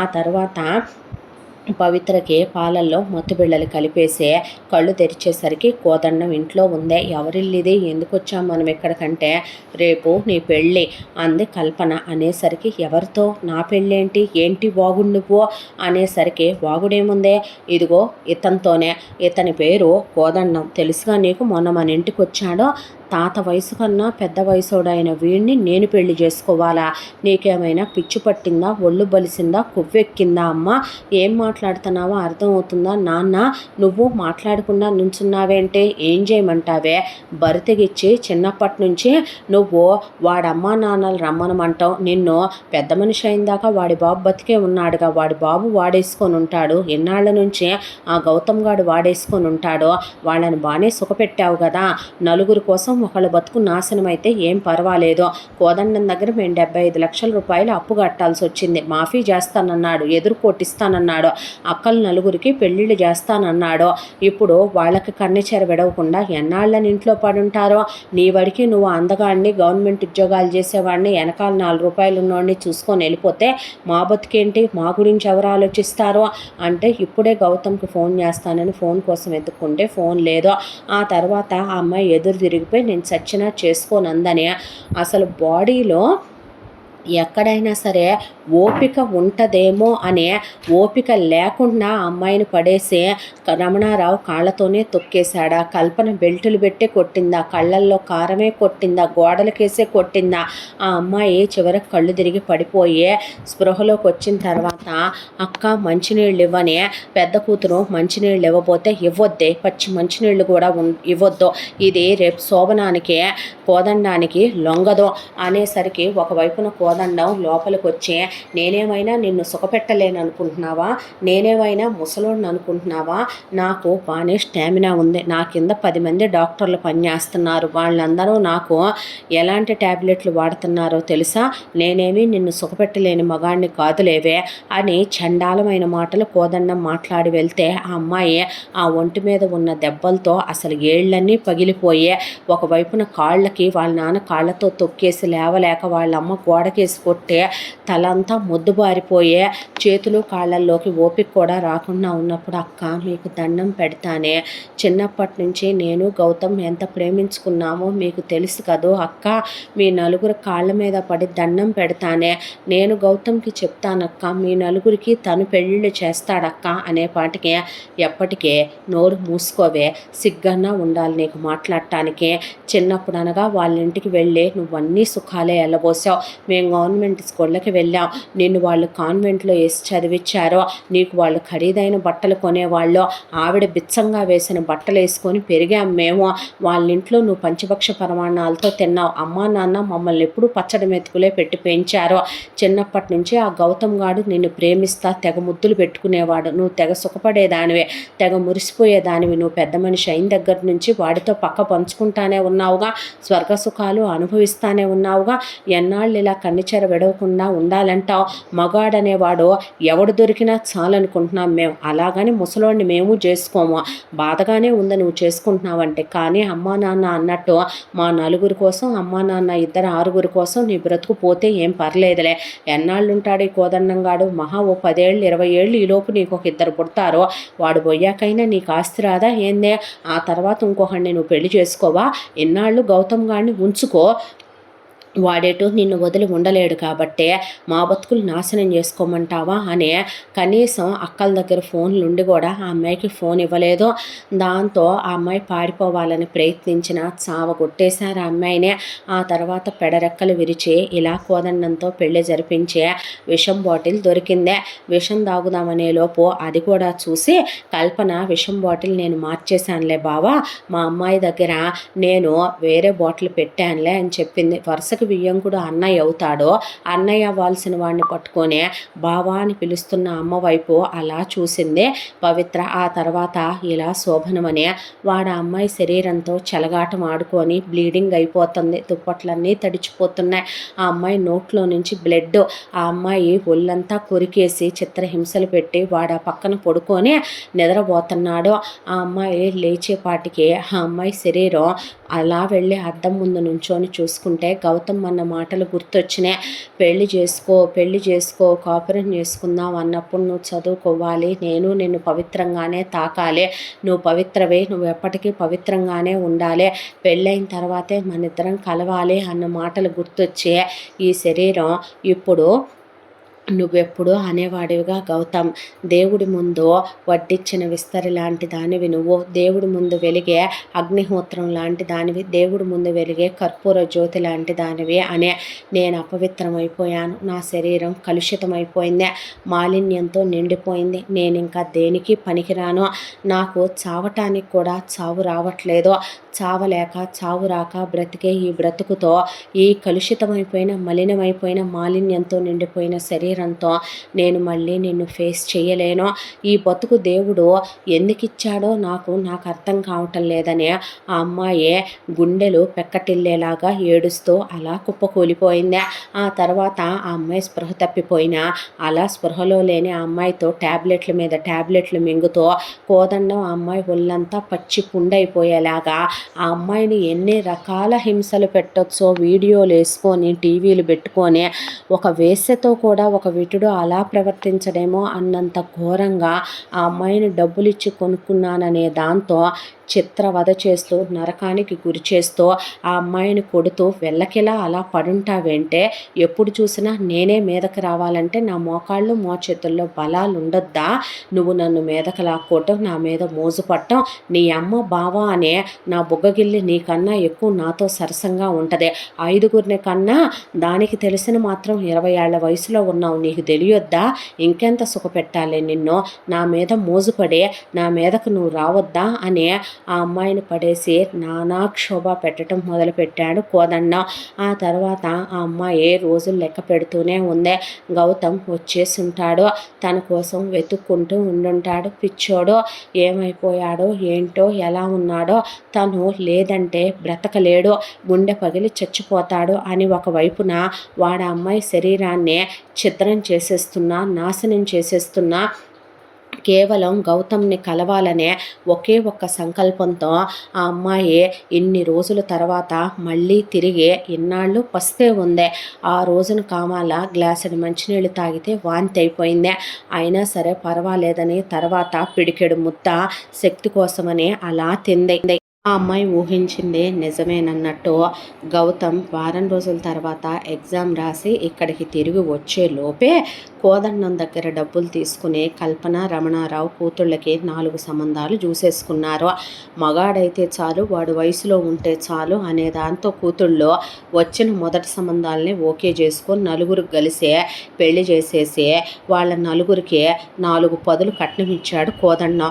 ఆ తర్వాత తలా ఓ 25 తులాల బంగారం ఇచ్చాడు కోదండం. అవి పెట్టేసి కూతుళ్ళని అత్తారేళ్ళకి సాగనంపేసి కల్పన, రమణారావు ఆ ఇల్లు ఖాళీ చేసి బాగా డబ్బున్న పాష్ ఏరియాలో ఒక విల్లా తీసుకొని ఇంట్లో పని వాళ్ళని పెట్టుకొని ఆ ₹1,00,00,000 డబ్బులు కూతుర్ని అమ్ముకున్నామనే ఇది కూడా లేకుండా ఆ డబ్బుల్ని చెల్లాచెదురుగా వాడుకుంటూ క్లబ్బులకి, పబ్బులకి తిరిగొస్తూ ప్రస్తుతం ఇద్దరు గోవా ట్రిప్పులో ఉన్నారు. వచ్చిన గౌతమ్ వెళ్ళి చూసేసరికి ఇంటికి తాళాలేసి ఉన్నాయి. ఇల్లుగల్లావిని అడిగితే ఖాళీ చేసేసరిగా గౌతమ్ అనే పాటికి అవునా అన్నాక ఒకవైపున పవిత్ర ఎన్ని రోజుల నుంచి ఫోన్ ఎత్తట్లేదంటే గుడికి వెళ్ళారేమో అనుకున్నాడు. ఇల్లు ఖాళీ చేసేటువంటి అనే దాంతో పవిత్రకు ఫోన్ చేస్తే స్విచ్ ఆఫ్, కల్పన, రమణారావులకు ఫోన్ చేస్తే ఫోన్ తీయట్లేదు. ఒకవైపున నలుగురు అక్కలకి ఫోన్ చేశాడు పవిత్ర అక్కలకి, వాళ్ళు ఫోన్ తీసి కనీసం విషయం ఇదని కూడా గౌతమ్కి చెప్పలా. దాంతో వెతికి వెతికి వెతికి పిచ్చోళ్ళ తయారైపోయి గడ్డాలు పెరిగిపోయా, అన్నం తినక నీళ్లు దాక్క ఎక్కడికి వెళ్ళిపోయావు, ఏమైపోయావు, అయ్యో అని 15 రోజుల కాలం ఇలా గడిచిపోయింది. ఎప్పుడు కోదండం బయటికి వెళ్తాడు, ఎప్పుడు వెళ్తాడని కళ్ళు కాయలు కాసిపోయేలా ఎదురు చూసిన పవిత్ర ఒకరోజు టైం చిక్కింది. కోదండం ఒక అర్జెంట్ పని మీద నేను వెళ్తున్నాను, దీన్ని జాగ్రత్తగా చూసుకుంటున్నానని పని వాళ్ళకి చెప్తే అలాగే బాబుగారు అనేసరికి నూరా గదిలోకి చిరాగ్గా ఉందని వంటమ్మాయిని పిలిచి వాడు కులికి దానికి డబ్బులు పడేసి ఆ తర్వాత ఇంకో 2 పని వాళ్ళని రమ్మనమని వాళ్ళతో స్నానాలు చేయించుకొని కులికి ఆ తర్వాత వాడు వెళ్ళిపోయాడు. పని వాళ్ళందరి కళ్ళు ఈ అమ్మాయి మీదే ఉండేసరికి నాకు ఒళ్ళంతా నొప్పులుగా ఉంది. అయ్యగారి మీద పడితే అంతే ఉంటుందిలే, చెప్పాలా ఏంది అని వాటి వెకిలి మాటలు. ఆ అమ్మాయి ఏం మాట్లాడకుండా నన్ను డిస్టర్బ్ చేయొద్దు, నేను పడుకోవాలని దిళ్ళు పెట్టేసి మంచం మీద దుప్పటి కప్పేసి బెడ్రూమ్లో కిటికీలో నుంచి బయటికి దూకేసి అంతా పెద్ద స్థలంలో ఎవరికీ కనపడకుండా బ్యాక్ యార్డ్లో నుంచి గోడెక్కి దూకేసిందే. దెబ్బలు తగిలిని పర్వాలేదనుకొని అక్కడి నుంచి ముందు పరిగెత్తుకుంటూ వెళ్ళేపాటికి గౌతమ్ని చూస్తూ ఉంటే గౌతమ్ ఒకవైపున ఆ అమ్మాయిని చూసి ఎక్కడికి వెళ్ళిపోయావు, ఏమైపోయావు, ఒక ఫోన్ చేయొద్దా, ఓ మాట చెప్పొద్దా అని ఆ అమ్మాయిని పట్టుకోబోయేలోపు గౌతమ్ కాళ్ళు పట్టుకొని గడ్డాలు పెరిగిపోయి పిచ్చవతారం పడిపోయిన గౌతమ్ ఫేస్లోకి అమ్మాయి ఫేస్ పెట్టి చూసి కూడా ఫేస్ చేయలేక అతని కాళ్ళ మీద పడిపోయి పాదాల మీద పడి ఏడుస్తూ ఉండగా తాళి బయటకు వచ్చింది. ఆ తాళి వైపు చూస్తూ ఏంటిదంతా, ఏం జరిగిందని గౌతమ్ అడిగేసరికి పవిత్ర గౌతమ్ ముట్టుకోబోతే నన్ను ముట్టుకోవద్దు అని దూరంగా వెళ్ళి కూర్చుని మోకాళ్ళ మీద జరిగిందంతా చెప్పేపాటికి వాడు ఇన్ని రోజులుగా నన్ను కుక్కను అనుభవించినట్టు అనుభవించాడు, నా శరీరం నువ్వు చూడగలిగిన స్థితిలో ఉందనుకుంటున్నావా అని ఆ అబ్బాయి చిన్నప్పటి నుంచి నువ్వు చూసిన శరీరమేగా, నువ్వే పవిత్రంగా ఉంచుకోవాలనుకున్నావు కదో అని ఆ అబ్బాయి ముందు నగ్నంగా నిలబడేసరికి కళ్ళు మూసేసుకొని తల పక్కకి తిప్పేశాడు గౌతమ్.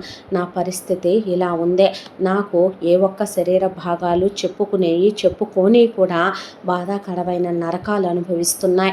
నువ్వు నన్ను పెళ్లి చేసుకోవద్దు గౌతమ్. నా కోసం నువ్వు జీవితంలో ఏ త్యాగాలు చెయ్యొద్దు. నేను అపవిత్రమైపోయాను. నువ్వు కూడా పవిత్రంగా ఉంచాలనుకున్న పవిత్ర కాదు ఇప్పుడు నేను. నా బ్రతుకు వాడు నాశనం చేసేశాడు. నీ దగ్గర ఎన్ని కోట్ల రూపాయల డబ్బు ఉంది, ఎంతోటి పలుకుబడి ఉంది. వాడి దగ్గర డబ్బు ఉంది, పలుకుబడి ఉంది, మనుషులున్నారు. ఇష్టపడి మా అమ్మ నాన్న అమ్మేశారు. లీగల్గా వాడు నా మెళ్ళో తాళి కట్టి ఫోటోలు వీడియోలు పెళ్లి రిజిస్టర్ కూడా చేయించేశాడు. నువ్వు ఇప్పుడు ఏం చేసినా వాడు నిన్ను బ్రతకనివ్వడు. పోలీసులు వాడి చేతిలో ఉన్నారు. నిన్ను వాడు చంపించి నీ శవం కూడా దొరకనివ్వడు. నీకు అండుందా దండుందా? నీ వైపున ఎవరైనా మాట్లాడతారా? నాలాంటి దాన్నే నువ్వు నీ జీవితంలో ఇంకా ఉండాలనుకోవద్దు. ఇప్పుడు ఎందుకు వచ్చానో తెలుసా? ఎన్ని రోజులుగా ముద్ద తినకపోయినా కొడగట్టే ప్రాణానికి నూనె తోడన్నట్టు నేను బ్రతకాలనుకోవటం లేదు. ఎటు చనిపోతాను. నీ కోసమనే నేను ఇన్ని రోజులు బ్రతుకుతూ వచ్చిందే. నేను పోబోయే ముందు నా గౌతమ్ సంతోషంగా ఉండాలి, ఆనందంగా ఉండాలి. నువ్వు పెళ్లి చేసుకో. నీకంటూ ఒక మంచి అమ్మాయి, భార్య, బిడ్డలు, జీవితం ఉండాలి. అత్తయ్య మామయ్య నీ గురించి ఎన్నో కలలు కన్నారు. నా బ్రతికెట్టు నాశనం అయిపోయిందే. నేను చనిపోయినప్పుడు నువ్వు శవాన్ని చూడటానికి కూడా వాళ్ళు నీకు అనుమతి ఇవ్వరు. కాబట్టే ఆఖరిసారి నిన్ను కళ్ళారా చూసుకుందామని, తనివి తీరా నీతో కాసేపు మాట్లాడి వెళ్దామని వచ్చానని ఆ అమ్మాయి వాడు చేసిన చండాలానికి నడవలేకపోతుందే. నడుస్తున్న బ్లీడింగ్ డ్రాప్స్ పడుతున్నాయి. చూడలేకపోయాడు గౌతమ్. ఇవన్నీ నాకు అలవాటేలే, నువ్వు ఇవన్నీ పట్టించుకోవద్దు అనే పాటికి పేగులు తెగిపోయే ఏదైతే అదైందే. నేను నిన్ను వదులుకోనరా అనేపాటికి ఏంటి పిచ్చి మాటలు అన్న తర్వాత పవిత్రత అనేది మనసుకు సంబంధించిన విషయం, శరీరానికి సంబంధించిన విషయం కాదు. మీ అమ్మ నాన్నల్ని వాణ్ణి మీ అక్కయ్యల్ని నాకు ముక్కలు ముక్కలుగా నరికేయాలని ఉందే. కానీ ఇప్పుడు నేను అవన్నీ చేస్తూ ఉండలేను. ఈ ఇల్లు అమ్మేస్తాను. బ్యాంక్లో కొంత సేవింగ్స్ ఉన్నాయి. అవి తీసుకొని మనం దూరంగా వెళ్ళిపోదాము. ఎవరు చెప్పారా పవిత్రత అపవిత్రత అనేదే? ఒక విషయం చెప్పమంటావా? వేసి అయినా సరే మనసుతో చేస్తేనే దాన్ని తప్పంటారు. ఏరా నువ్వు ఇష్టపడి చేసావా? నాకు తెలియదా నీ గురించి? నువ్వెప్పుడు నా ప్రాణానివి. ప్రేమ అంటే ఏంటి? అన్నీ బాగున్నప్పుడు మనం యాక్సెప్ట్ చేయటం, వాళ్ళల్లో ఏదైనా ప్రాబ్లం వచ్చిందంటే మనం దూరంగా వెళ్ళిపోవటమా? దాన్ని స్వార్థం అంటారు. ప్రేమ అనరు. ప్రేమ అంటే నమ్మకం. నీ మీద నాకు ఆ నమ్మకం ఎప్పటికీ ఉంది. నువ్వు తప్ప నా జీవితంలోకి ఎవరు రారు. ఆ స్థానం నేను ఎవరికి ఇవ్వలేను. అప్పుడు ఇప్పుడు ఎప్పుడూ నువ్వు పవిత్రవే, ఎప్పుడూ నువ్వు పవిత్రంగానే ఉంటావు నా దృష్టిలో అని ఆ అమ్మాయిని దగ్గరికి తీసుకుని ముందు వెళ్ళి శానిటరీ నాప్కిన్స్ తెచ్చి ఆ అమ్మాయిని యూజ్ చేసుకోమని చెప్పి తను అలా కూర్చున్నాడు. ఈలోపే కోదండంగాడు తిరిగి రావటం అయిపోయిందే.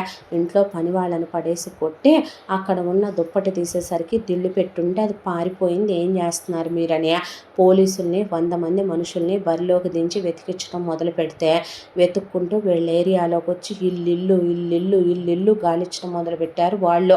దాంతో అమ్మాయి దాక్కొని నేను చెప్పానా నువ్వు వాడితో పోరాడలేవని? చూసావా ఎంతమంది మనుషులు పోలీసులు వచ్చారో? వాళ్ళు అడిగినా నేను నీకు తెలియదని చెప్పు, రాలేదని చెప్పు అనేసరికి అలా కూర్చున్నాడు గౌతమ్. ఈ అమ్మాయిని ఏమైనా చూసావా, వచ్చిందా అనే పాటికి లేదంటే ఇల్లంతా వెతకాలనేసరికి ఆ అమ్మాయి ఎవరికీ తెలియని ఒక ప్లేస్లోకి వెళ్ళి దాక్కుందే. దాక్కున్నాక చూసి ఇక్కడ ఎవరూ లేరని వాళ్ళు వెళ్ళిపోయాక ఆ అమ్మాయి బయటకు వచ్చింది. వచ్చిన తర్వాత నేను వెళ్తాను గౌతమ్, నేను ఇక్కడే ఉంటే వాడు నిన్ను ప్రాణాలతో బ్రతకనివ్వడు. వాడికి నువ్వెవరో తెలీదు. నేను ఇలా ఒకరిని ఇష్టపడ్డానన్నంత వరకు వీళ్ళు చెప్పారు, కానీ నీ ఫోటోలేమి మా అమ్మ నాన్నల దగ్గర లేకపోవటం వల్ల వాడికి నువ్వెవరో తెలియలేదు. నువ్వు సంతోషంగా ఉండు ఎక్కడున్నా కూడా అనే కడసారి పవిత్రంగా పెట్టే ముద్దు ఇన్నాళ్ళు పెట్టలేదు కదో. ఎన్నిసార్లు చెప్పాను నీకు? 18 వచ్చాయి పెళ్లి చేసుకుందాం, 20 వచ్చాయి పెళ్లి చేసుకుందామని, వినలేదు కదూ నువ్వు అని నుదురు మీద ముద్దు పెట్టి ఆ అబ్బాయి చేతులు కాళ్ళు తనివి చూసుకొని నీ చేత్తో నాకు బొట్టు పెట్టవు, చిన్నప్పుడు నువ్వేగా పెట్టావనే పాటికి పేగులు తెగిపోయినాయి. ఆ అమ్మాయి బొట్టు పెట్టాడు. ఆ అమ్మాయి అక్కడి నుంచి అలాగే వెళ్ళిపోయింది. వెళ్ళిపోయిన తర్వాత ఆ అమ్మాయిని పడేసి చావగొట్టేశాడు కోదండం. ఎక్కడికి వెళ్ళావే బజార్ దాన్ని భర్తకిచ్చేదాన్ని, నేను ఇచ్చే సుఖం సరిపోవట్లేదా నీకు అని చేత కొడితే నేను ఎక్కడికి వెళ్ళలేదు, గుడికి వెళ్ళి గుళ్ళో కూర్చున్నాను, తెలిస్తే వెళ్ళనివ్వరని చెప్పకుండా వెళ్ళానన్నాక ఆ అమ్మాయిని పడగదిలో ఆ రోజు అలా వెళ్ళిపోయిందనే దాంతో ఎప్పుడూ పెట్టే చిత్రవద కన్నా ఆ అమ్మాయి కేకలేసి అరిసి నానా గొడవ చేస్తున్నా వదలకుండా నరకం అంటే ఎలా ఉంటుందో ఆ అమ్మాయి శరీర అవయవాల్ని ఒక బొమ్మ అన్నట్టే వాడటం మొదలుపెట్టి నరకం పెట్టడం మొదలుపెట్టాడు కోదన్నం. గౌతమ్ ఆలోచించడం మొదలుపెట్టాడు. పవిత్ర వెళ్ళాక పవిత్రని తను వదిలేయటం అనేది జరగనమాట. పవిత్ర లేనప్పుడు తను బ్రతకటం అనేది జరగనమాట. ఏదైతే అదైంది. బ్రతికితే ఇద్దరం కలిసే బ్రతుకుతాం, పోతే ఇద్దరం కలిసే బ్రతుకుతాం. ఇందులో తప్పు 100% తనదే ఉందే. వాళ్ళ అమ్మ నాన్నలు పని పాట చేయకుండా వాళ్ళ నాన్న ఉంటాడని తను అనుకున్నాడే తప్ప కన్న కూతుర్నే అమ్మేసుకునేంత దిగజారిపోయిన వాళ్ళనే ఎప్పుడూ అనుకోలేదు తను. దాంతో తను నమ్మాడు వాళ్ళనే. అదే తను చేసిన తప్పు. పెళ్లి చేసుకుందామని 100 సార్లు అడిగిందే. 18 ఏళ్ళు రాగానే తాళి కట్టి తను చదివించుకుంటూ ఉన్నా, కాపురం చేసుకున్నా ఇవాళ కర్మ పట్టేది కాదేమో అని ఏడ్చే ఈలోపు ఉన్నట్టుండి కోదన్నం ఇంట్లో ఒక డ్రైవర్ గాయబైపోయాడు. ఆ తర్వాత డ్రైవర్ కావాలని పేపర్లో యాడ్ ఇచ్చారు. గౌతమ్ అక్కడికి వచ్చాడు. వచ్చేసరికి ఎవర్రా నువ్వు అని కోదన్నం అడిగితే, బాబు గారు పేపర్లో డ్రైవర్ కావాలని యాడ్ ఇచ్చారు కదండి అనేపాటికి అవునవును అన్నాక చదువుకున్నావా ఏమన్నా నువ్వు? చదువుకున్నానండి ఇంటర్మీడియట్ దాకా అని ఒకవైపున గౌతమ్తో మాట్లాడుతూ ఉండగా పైనుంచి పవిత్ర గౌతమ్ వైపు చూస్తే కళ్ళతో చూసి కళ్ళు దించేశాడు గౌతమ్.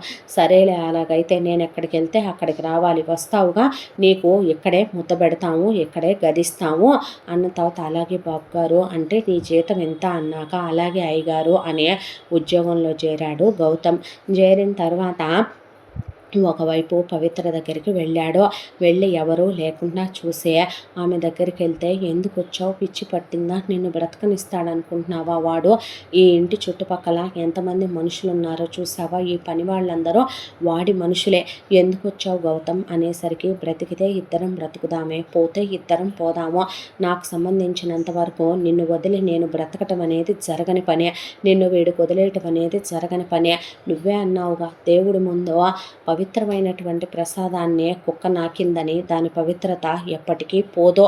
నువ్వు అలాంటి దానివే, వీడు ముట్టుకున్నాడనేసరికి నేను నిన్ను వదిలేస్తాననుకుంటున్నావా అని చెప్పి గౌతమ్ అమ్మాయికి ధైర్యం చెప్పి నేనున్నా నీకు అన్నాడు. ఆ తర్వాత కోదండం కారు తీరా అనేపాటికి గౌతమ్ కారు తీసి కోదండాన్ని తీసుకెళ్తే కోదండం చాలా పెద్ద ఇల్లీగల్ వ్యాపారాలు చేస్తున్నాడనే గౌతమ్కి అప్పుడే తెలిసిందే. అలా బోలెడన్ని డబ్బులని, గోల్డ్ బిస్కెట్స్ అని, డైమండ్స్ అని అవన్నీ తీసుకొని కారులో ఒక డాక్టర్ దగ్గరికి వెళ్తే, ఏంటి డాక్టర్ దగ్గరికి అని చెప్పి గౌతమ్ కిటికీలో నుంచి చూస్తుంటే డాక్టర్ దగ్గరికి వెళ్ళి, ఇదిగో డాక్టరు, ఆడోళ్ళు మోజుపడి మగాళ్ళ మీద పడే మందులేవి ఉండవా అనేపాటికి, నాకు 20 ఏళ్ల పెళ్ళాం ఉందలే అనే పక్కనే డాక్టర్ వైఫ్కి ఓ 50 years ఉంటాయి. ఆవిడ వైపు కూడా చండాలంగా చూస్తుంటే ఆవిడ లేచి వెళ్ళిపోయే, నర్సులు వస్తే నర్సుల వైపు చూస్తుంటే వీడు పోయే కాలం రాను, వీడిని డబ్బుల కోసం చేసుకుందా ఏంటి, వీడు ఇలాంటి వల్గర్ ఫెలో అయితే అని వాళ్ళు కూడా చెప్పుకోవటం మొదలుపెట్టారు. ఆ తర్వాత, నువ్వు ఇచ్చే ట్యాబ్లెట్లు నాకు సరిపోవట్లేదయ్యా, మీ వయసుకు మీరు అంతకన్నా ఎక్కువ సార్లు ఇదవ్వకూడదండి అని డాక్టర్ చెప్తే, నాకు జాలట్లా, మంచి డబ్బులు పడేస్తాను నీకు అనేసరికి, ఇదివరకు ట్యాబ్లెట్లలోనే డోస్ పెంచి రాశాను వాడండి, అలాగే మీరు అన్నారుగా ఆడవాళ్ళకు కూడా ఫీలింగ్స్ వచ్చి మీ మీద పడాలనే ఇవి రాశాను మందులు అన్న తర్వాత ఒక మెడికల్ షాప్ దగ్గర ఆపిచ్చి, ఎత్తురా పోరా, నాయి ఈ కలర్లో ఉంటాయి నాకు తెలుసు, దానికి ఏయో రాశానంట పట్రా అనేసరికి తన చేత్తో తనే ఆ అమ్మాయిని కోదండం దగ్గర మోజుపడి లొంగిపోయి వాడి మీద పడేలాంటి ట్యాబ్లెట్లు తేలేక బి కాంప్లెక్స్ ట్యాబ్లెట్లు తీసుకుని అయ్యా కవర్లో పడేసి ఆ తర్వాత కోదండం ట్యాబ్లెట్లు కోదండానికి ఇచ్చాడు.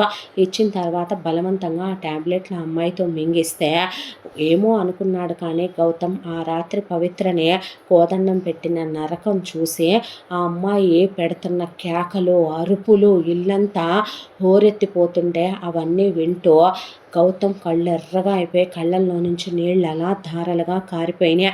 ఆ తర్వాత కోదండం ఇంట్లో ఉన్న పని వాళ్ళని రమ్మనమంటాం. ఆ కోదండం గదుల్లోకి వెళ్ళటం, బయట నుంచి వేసలు రావటం, వాళ్ళు కోదండం గదుల్లోకి వెళ్ళటం ఇవన్నీ చూసి ఒకరోజు కోదండం లేని టైం చూసి లోపలికి వెళ్ళాడు గౌతమ్. వెళ్ళిన తర్వాత ఇలా నీకు ఫీలింగ్స్ వచ్చే ట్యాబ్లెట్స్ తీసుకొచ్చాడు, నేనే మార్చి బీ కాంప్లెక్స్ పెట్టాను అన్నాక వాడు నాకు ఏ మాత్రలు వేసినా ఏ ట్యాబ్లెట్లు వేసినా వాడి మీద నేను ఎందుకు మోజు పడతాను, వాడిని నేను ఎందుకు ఇష్టపడతాను, బాధ అనిపించిందా చూసి కిటికీలో నుంచి చూస్తూనే నుంచున్నావుగా, వాడు నన్ను ఎలా అనుభవిస్తున్నాడనేదే హింస అనిపించిందా అనే పాటికి ఆ అమ్మాయి చేతులు పట్టుకొని ఏడ్చేశాడు. ఆ అమ్మాయి చెప్పుకునే చోటే కాదులే, చెప్పుకోరాని చోట కూడా నేను ఎంత నరకం అనుభవిస్తున్నానో తెలిసింది కదూ అనే పాటికి కళ్ళల్లో నీళ్లు తిరిగిపోయి ఇంకా అమ్మాయిని అక్కడ వదిలేయకూడదు అనుకున్నాడు. అనుకుని ఎలాగైనా సరే ఇంట్లో నుంచి అమ్మాయిని బయటికి తీసుకెళ్ళిపోవాలనుకున్నాడు. అంతా దాంట్లో కోదండం దగ్గర పనిచేసే పని వాళ్ళ కూతుళ్ళు కోడళ్ళు అందరినీ కోదండం దగ్గర తార్చటం, వాళ్ళ డబ్బులు తీసుకోవటం, ఇల్లు కట్టుకోవటం, వాళ్ళు బంగారాలుగా వెనకేసుకోవటం చూసి అసహ్యం అనిపించింది. ఎంత దాంట్లో కూడా గౌతమ్కే. ఒక రోజున ఎలాగైనా అమ్మాయిని తీసుకుని వెళ్ళిపోవాలనుకుంటే గౌతమ్ మీద మోజు పడుతున్నాయి పనిచేసేయే. వంటగదిలోకి వెళ్ళి వంటదాని పక్కనే నుంచున్నట్టు నుంచొని ఏముండావు ఈరోజు అనేపాటికి ఇది వండాను అయ్యగారు రోజు ఇలేని ఊరుకోరు అయిలేని ఊరుకోరు అని మాట్లాడుతూ ఉండగానే ఉన్నట్టుండే ఏదో కావాలని తాగుతూ దాని మీద వలకబోసేసరికి చీ నువ్వు నీ సరసాలు అనేసరికి వెళ్ళి స్నానం చేసినా దాన్ని పంపించి తను తీసుకొచ్చిన మత్తు మందు ఆ తినే వాటన్నిటిలో కలిపేసేసరికి వాళ్ళందరూ తిని పడిపోయారు. పడిపోయిన తర్వాత అదే రోజున కోదండం వాడికి ఏదో పెద్ద డీల్ ఉందని చెప్పి వాడు చిత్రహింసలు పెట్టి పవిత్రని గౌతమ్ని కూడా రావద్దని వాడు ఒక్కడే బయలుదేరి వెళ్ళిపోయాడు. ఆ తర్వాత ఇదే కరెక్ట్ టైం అనుకున్న గౌతమ్ పదమనమని పవిత్రని తీసుకుని ముందు ఆ ఇంట్లో నుంచే పారిపోయి బయటకు వచ్చి ఫ్లైట్ ఎక్కి ఆ తర్వాత 4 ట్రైన్లు మారి 10 బస్సులు మారి చివరికి ఎక్కడికో వెళ్ళి ఒక చోట ఒక చిన్న మారుమూల ఉన్నటువంటి ఊర్లో వాళ్ళు ఒక చిన్న గది తీసుకొని ఆ గదిలో ఉంటూ ఆ అమ్మాయి మొహానికి మాస్క్ కూడా కట్టేస్తే అదొక చిన్న హోటలు. ఆ హోటల్లో ఒక రూమ్లో ఉంటున్నారు వీళ్ళు. అయితే ఈలోపు వీళ్ళు ఇదంతా ట్రావెల్ చేసుకుంటూ వచ్చేసరికి ఒక వారం రోజులు పట్టిందే. ఆ అమ్మాయి అసలు నడవలేకపోతుంది. డాక్టర్ దగ్గరికి తీసుకెళ్దాంలే అని అనుకుంటూ ఉండగానే ఈలోపు కోదండాన్ని వీళ్ళు చాలా తక్కువ అంచనా వేశారు. వాడు తిరిగి రావటం, ఆ తర్వాత డ్రైవర్గా గౌతమ్ లేకపోవటం, ఒకవైపున పవిత్ర కనిపించకపోవటంతో పని వాళ్ళని చావగొట్టేసి గౌతమ్ ఎక్కడికి వెళ్ళాడు అని అడిగితే వాళ్ళు మాకు తెలియదని చెప్పారు. ఆ తర్వాత వాడు పేపర్లో టీవీలో 24 అవర్స్ యాడ్ రన్ అయ్యేలాగా దేశం చెరుగులకి కూడా వాడి మనుషుల్ని 100 మందిని వేరే వాళ్ళ బలగాల్ని ఎక్కడెక్కడ పోలీసుల్ని రంగంలోకి దించి వెతుక్కురమ్మనమని పంపించేసరికి అనుకోకుండా ఆ రోజు వీళ్ళు బయటికి వెళ్ళినప్పుడు కాఫీ తాగుదామని పవిత్ర మొహానికి ఉన్న స్కార్ఫ్ తీసింది. భాష తెలియకపోయినా రివార్డు మనీ లక్షల్లో ఉండేసరికి ఒకడు చూసి నెంబరు ఫోన్ చేసి పవిత్ర పలానా చోటు ఉందని చెప్పేసరికి రావటానికనే సన్నద్ధం చేసుకొని మందినేసుకొని కోదండం వచ్చేసరికి ఆ అమ్మాయి హోటల్ గదిలో నుంచి చూసి అమ్మాయికి అర్థమైపోయింది కోదండం వచ్చేసాడనే. దాంతో ఇప్పుడు నువ్వు నేను దొరికామంటే వాడు నిన్ను నా కళ్ళ ముందే చంపేస్తాడు, నీకేమీ కాకూడదని గౌతమ్ని లోపలికి తోసేసి డోర్స్ లాక్ చేసి తాళం పెట్టేసి ఆ అమ్మాయి హోటల్లో నుంచి కిందకు వస్తూ కావాలని దొరికిపోయేసరికి కోదండం ఆ అమ్మాయిని పడేసి కొట్టే ఎవడు తీసుకొచ్చాడే నిన్ను బయటకంటే ఎవడూ తీసుకురాలేదు, నేనే వచ్చాను, నువ్వు పెట్టే హింసలు చెరలు తట్టుకోలేక వచ్చాను, చచ్చిపోదామని వచ్చాను అనేసరికి జుట్టు పట్టుకొని ఆ అమ్మాయిని అక్కడి నుంచి తీసుకెళ్ళిపోయారు. ఆ తర్వాత వీళ్ళు మారు పేర్లతో దిగారు కాబట్టి వీళ్ళ పేర్ల హోటల్లో తెలియలేదు. కిటికీలో నుంచి వెళ్ళేటప్పుడు కూడా గౌతమ్ని జాగ్రత్త బయటకు రాకు అని చెప్పి తెలియనివ్వకేమి అని సైగ చేస్తూనే వెళ్ళిపోయింది పవిత్ర. ఆ తర్వాత 3 రోజులు అసలు గౌతమ్ బయటికి రాలా. ఆ తర్వాత గౌతమ్ వెళ్ళేసరికి పవిత్ర పరిస్థితి చూసిన గౌతమ్‌కి నరాలు తెగిపోయినాయి. అసలు లేచి అడుగులు వేయలేక గొలుసులతో కట్టేసి ఆ అమ్మాయి ఒళ్ళంతా రక్తం కారిపోయి, తలకాయ పగిలిపోయి, ముక్కుల్లోంచి నోట్లో నుంచి బ్లడొచ్చి, కళ్ళెంతంత లావున వాచిపోయి, ఆ అమ్మాయిని ఎలా ట్రీట్ చేసి ఎలా కొట్టాడో కోదండం అర్థమైపోయింది.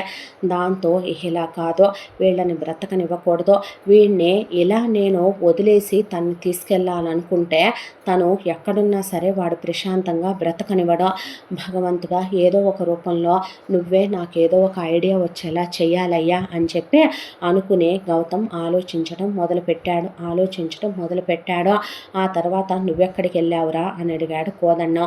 అయ్యా, మాకు ఊళ్ళో కుటుంబం ఉందయ్యా, జీతం ఇచ్చారుగా మీరు వెళ్ళేటప్పుడు, ఇచ్చి రావటానికని వెళ్ళాను అనేసరికి, వెళ్ళేటప్పుడు చెప్పి వెళ్ళొద్దా ఏందే, కుటుంబం అంటే అమ్మ, అక్క, చెల్లి, ఇలా పెళ్ళాం ఉన్నారేంట్రా అనేపాటికి, బాగుంటారా మీ వాళ్ళు, నువ్వు బాగానే ఉంటావుగా అనేసరికి ఆ అబ్బాయికి అసహ్యం వేసి, లేరండి, కళ్ళు కనిపించని నాన్న అవిటోడైన తమ్ముడు ఉన్నారంటే మగాళ్ళ అన్నాడు కోదండం. అన్న తర్వాత అవును బాబు గారు అన్నాక, సర్లే ఇక నుంచి చెప్పకుండా అలా వెళ్ళబాకు, మొహం బగలు కొడతా, నరికి పోగులు పెడతా అంటే, సరే బాబు గారు అన్నాక, నువ్వంటే నాకు ఇష్టం రా, నేనేమన్నా పడతావు నువ్వు అనేసరికి గౌతమ్ ఏమీ మాట్లాడాల. ఆ తర్వాత కూర్చొని గౌతమ్ ఆలోచించుకున్నాడు. ఇక ఇలా అయితే కరెక్ట్ కాదని తన ఇల్లు అమ్మేశాడు. ఓ 50 lakhs డబ్బులు వచ్చినాయి. వాళ్ళ బంగారం ఉందే, ఆ బంగారం కూడా అమ్మేసి క్యాష్ చేసేసుకున్నాడు. పవిత్రకని చేయించిన బంగారం అమ్మేశాడు. బ్యాంకులో తన పేరు మీద క్యాష్ ఉందే, మొత్తం కలిపి ముందు ఒక అకౌంట్కి చేర్చుకున్నాడు. ఆ తర్వాత వాళ్ళ నాన్న కారు, స్కూటీ కూడా అమ్మేశాడు. మొత్తం అమ్మేసిన తర్వాత ఇక అమ్మాయిని తీసుకొని ఎక్కడికైనా దూరంగా వెళ్ళిపోయి బ్రతకాలని డిసైడ్ అయిపోయి ముందు తనొక ప్లాన్ అనుకున్నాడు. ఆ ప్లాన్ ప్రకారమే వంట చేసే దాని దగ్గరికి వెళ్ళి దాని పక్కనే కూర్చొని, నీకు విషయం తెలుసా అనేపాటికి, ఏంది గ్యాసు కొరత వచ్చేలాగా ఉందంట, పొయ్యి చూస్తే అగ్నిహోత్రంలాగా ఎప్పుడూ ఎలుగుతానే ఉండాలి, అయ్యగారికని వచ్చేపోయే వాళ్ళకని వండిందని వండినట్టే ఉండి అలిసిపోయి ఈ మధ్య రంగు తగ్గావు బాగా, నువ్వు వాడుతున్నానే క్రీములు అయినా తగ్గానా, వంటగదిలో ఏసీ సరిగ్గా పనిచేసి రావట్లేదు అబ్బాయి అనేసరికి, గ్యాస్ బండ్లు కావాలంట, మరేమైనా అవసరమా నీకు, తెమ్మంటావా అనేసరికి, అయ్యగారితో నువ్వే చెప్పు, ఆయనకి నువ్వంటే ఇష్టంగా నీ మాట వింటాడుగా అనేపాటికి, గ్యాస్ బండ్లు కావాలంట అయ్యగారు అనేసరికి, తీసుకొచ్చి పడేయరా, అది కూడా నాకు చెప్పాలా ఏందే అన్నాడు కోదండం. అనేసరికి ఫుల్ బండలు, ఒక 20 బండలు తెచ్చి రెడీగా పెట్టుకొని, దాంతోపాటు బాబు గారు ఆయిల్ క్యాన్లు ఖాళీ అయిపోయినాయి అన్నాక వెళ్ళి తెచ్చుకోపో అన్నాడు కోదన్న. అనేపాటికే పెట్రోల్ క్యాన్స్లో ఫిల్ చేయించుకొని తెచ్చుకొని రెడీగా షెడ్లో పెట్టుకున్నాడు గౌతమ్. పెట్టుకున్న తర్వాత అసలు గౌతమ్ అనుకుంది ఒకటే, ఆ అమ్మాయిని తీసుకొని వెళ్ళిపోయి అక్కడ కోదండాన్ని ఒక్కడిని ముగిచ్చేస్తే, కోదండాన్ని వెనకేసుకొస్తున్నారు కాబట్టి ఈ పని వాళ్ళని కూడా ముగిచ్చేస్తే దరిద్రం పోద్ది అనుకున్నాడు. కానీ అదే టైంకి తీసుకెళ్లిన డబ్బులన్నీ దిగదినేసి ఒకవైపున గోవా ట్రిప్పులు, ఫారెన్ ట్రిప్పులు తిరగటం అయిపోయిన తర్వాత కల్పన, రమణారావు కూడా వస్తున్నారని చూసి తను మాస్క్ పెట్టేసుకొని క్యాప్ పెట్టేసుకున్నాడు గౌతమ్. దానికి తోడు వీళ్ళ కంటపడకుండా వెనక బ్యాక్ యార్డ్లో ఉండటం మొదలుపెట్టాడు. దాంతో వచ్చి రాగానే డబ్బులన్నీ అయిపోయినాయి, అప్పులు అయిపోయినాయి, మాకు ఇంకొద్దిగా డబ్బులు కావాలి, మేము ఇక్కడే ఉందాం అనుకుంటున్నాం అనేసరికి, బాగా దేశ విదేశాలు తిరిగి బాగా తోమించినట్టున్నాం, ఒళ్ళంతా బాగా వంపు సొంపులన్నీ తేలి కనపడుతున్నావు, బాగా అందంగా తయారయ్యి వచ్చామంటే, అవునా అందంగా తయారయ్యానా అంది కల్పన. అనేసరికి చిన్నప్పటి నుంచి గౌతమ్ చూస్తూనే ఉన్నాడు కల్పననే. ఎక్కడికి వెళ్ళినా సామూహిక వ్రతాలని, కార్తీక మాసం ఉపవాసాలని, చాలా పవిత్రంగా ఉంటుంది, అలాంటిది ఇలాంటి వాళ్ళ వీళ్ళు అని షాక్ అయిపోయాడు ఆ అబ్బాయే. కన్న తల్లి ఉండి అంత దిగజారిపోయి మాట్లాడుతుంటే అసహ్యం వేసిపోయి పవిత్ర అక్కడి నుంచి పక్కకెళ్ళి నుంచున్నాక, గదిలోకి ఎంత ఇస్తావేంది వస్తే నేను అనేపాటికి, ఇంకిచ్చేదేముంది, ఇక్కడే ఉండి నీ ఇష్ట ప్రకారం వాడుకుందు కానీ, నీ కూతురుకు కూడా గదిలోకి తీసుకొచ్చి ఎలా కలవాలో నేర్పుతూ కానీ అనేసరికి, రావే నేను రాను, నా తలనొప్పిగా ఉంది అన్నాక, అదే వచ్చుదులే బావా అనేసరికి, అన్నయ్య అని పిలవాల్సినవి వియ్యంకుడి వయసు వాడు ఒకవైపున ఆ అమ్మాయికి వాడి కొడుకుంటే ఇచ్చి చేసుకుంటే అంత మామగారే ఉండేవాడేమో బహుశా. అలాంటిది వాడు దీనికి మామగారి వయసుడైతే వాడితో సరసాలాడుతూ గదిలోకి వెళ్ళి ఒకవైపున క్లోజ్ అవ్వటం మొదలుపెట్టింది కల్పన కోదండంతో. ఈలోపు రమణారావు ఇద్దరు పనమ్మాయిల్ని నడుంగిల్లి లోపలికి రమ్మనమని తీసుకెళ్లి తప్పతాగి వాడు కులకటం మొదలుపెట్టాడు. ఇదే మంచి టైం అనుకున్నాడు. లోపలికి వెళ్ళి ఆల్రెడీ తను సందకాడే వంటమ్మాయి చేసిన వంటలన్నిట్లో మునుపు హాఫ్ కలపగా హాఫ్ ఉన్న మత్తు మందు అందరికీ కలిపాడు. ఆ మత్తు మందు ఇంట్లో పని వాళ్ళంతా తిని సెక్యూరిటీ గార్డు దగ్గర నుంచి మొత్తం పని వాళ్ళంతా పడిపోయారు. ఆ ఇంట్లో ఇల్లీగల్ పనులని ఎటు వాళ్ళు సీసీ కెమెరాలు పెట్టించుకోలేదు. మరొక వైపున గదిలో వీళ్ళకి ఆ మత్తు కూడా ఎక్కక రమణారావు పని వాళ్ళని వేసుకొని ఒకవైపున కల్పన కోదండంతో క్లోజ్ అవుతూ వీళ్ళ సరసాల్లో మునిగిపోయారు. గ్యాస్ బండలు క్యాప్లు ఓపెన్ చేశాడు గౌతమ్. 20 బండలు ఇంట్లో 20 ప్లేసుల్లో పెట్టేశాడు. ఆ తర్వాత మొత్తం ఇంట్లో ఉన్న ఫర్నిచర్ నిండా కర్టెన్ల నిండా మొత్తం తలుపుల నిండా పెట్రోలు వరుసగా చిమ్ముకుంటా పోసుకుంటా వచ్చేశాడు. ఆ తర్వాత పద వెళ్ళిపోదామని పవిత్ర చేపట్టుకుంటే వీడితో నాకున్న బంధాలు బంధుత్వాల తాలూకా జ్ఞాపకాలు ఎయ్యి ఉండకూడదు, వాడవన్నీ కూడా ఇక్కడున్న బ్యాగుల్లో సర్దుకుంటాడనేసరికి వార్డ్రోబులు ఓపెన్ చేసి చూస్తే అందులో 4 బ్యాగులు ఉన్నాయి తాళాలేసి. అందులో ఏ బ్యాగులో ఉన్నాయో ఇప్పుడు వాళ్ళకి చూసేంత టైం లేదు కదా. దాంతో పైనుంచి కిందకి ఆ 4 బ్యాగులు ఇసిరేశాడు గౌతమ్.